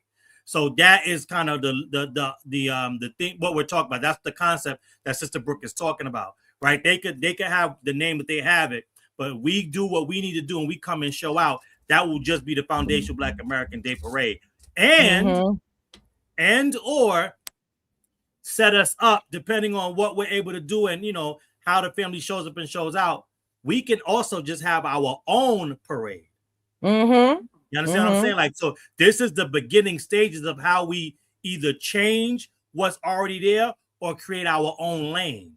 Right. And so that's not to give out all strategy what we do, but yes, this is a good start though. But also too, because last year when we went, you saw more Black American Heritage Day flags, and you saw our Juneteenth flags.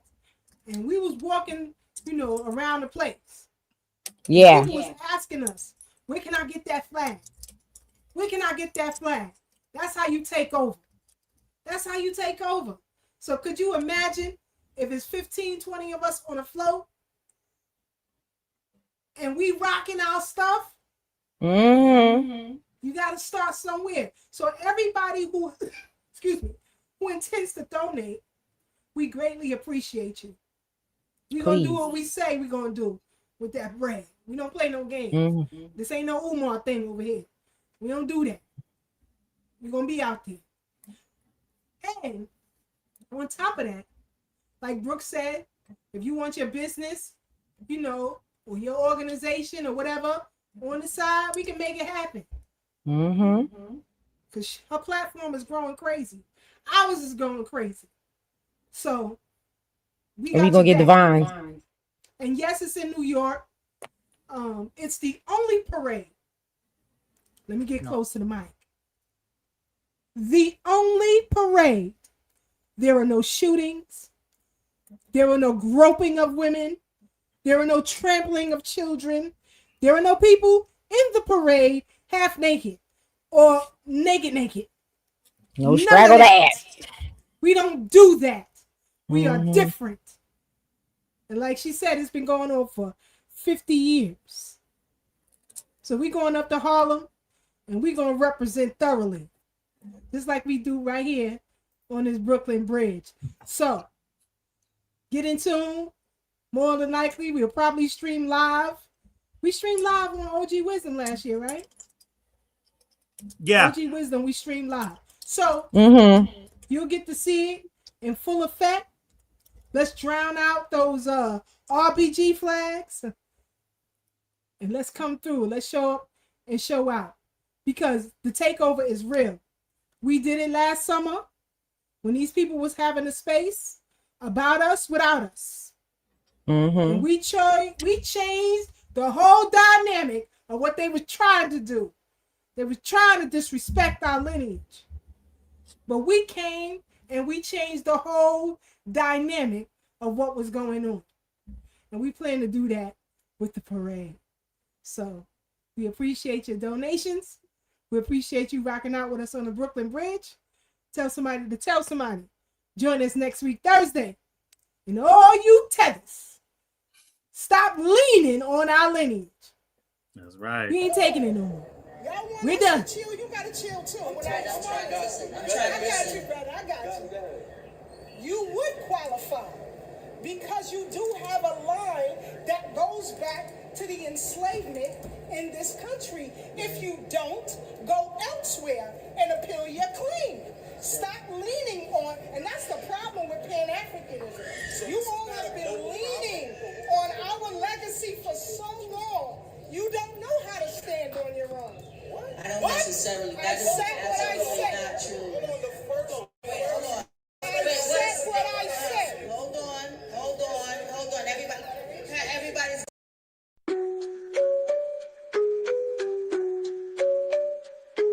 On the Brooklyn Bridge tonight, voices strong, knowledge tight.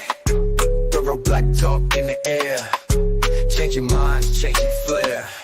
From brother Tad to sister K, warriors got things to say. Sister Marcy brings the heat, brother Blacksmith keeps the beat. Revolutionary waves, they fly underneath the open sky. Every word's a call to fight. Tune in, feel the ancestral light. Thursday nights the world will see Black Power Media on the spree. Facebook, YouTube all aligned, breaking free from every bind. Social talk and politics, every voice breaks through the matrix. Commentary raw and true, for the many, not the few. Revolutionary waves, they fly underneath the open sky.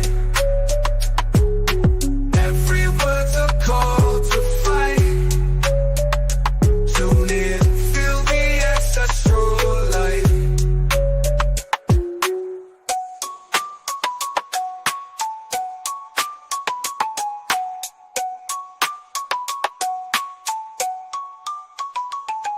Social talk and politics, every voice breaks through the matrix.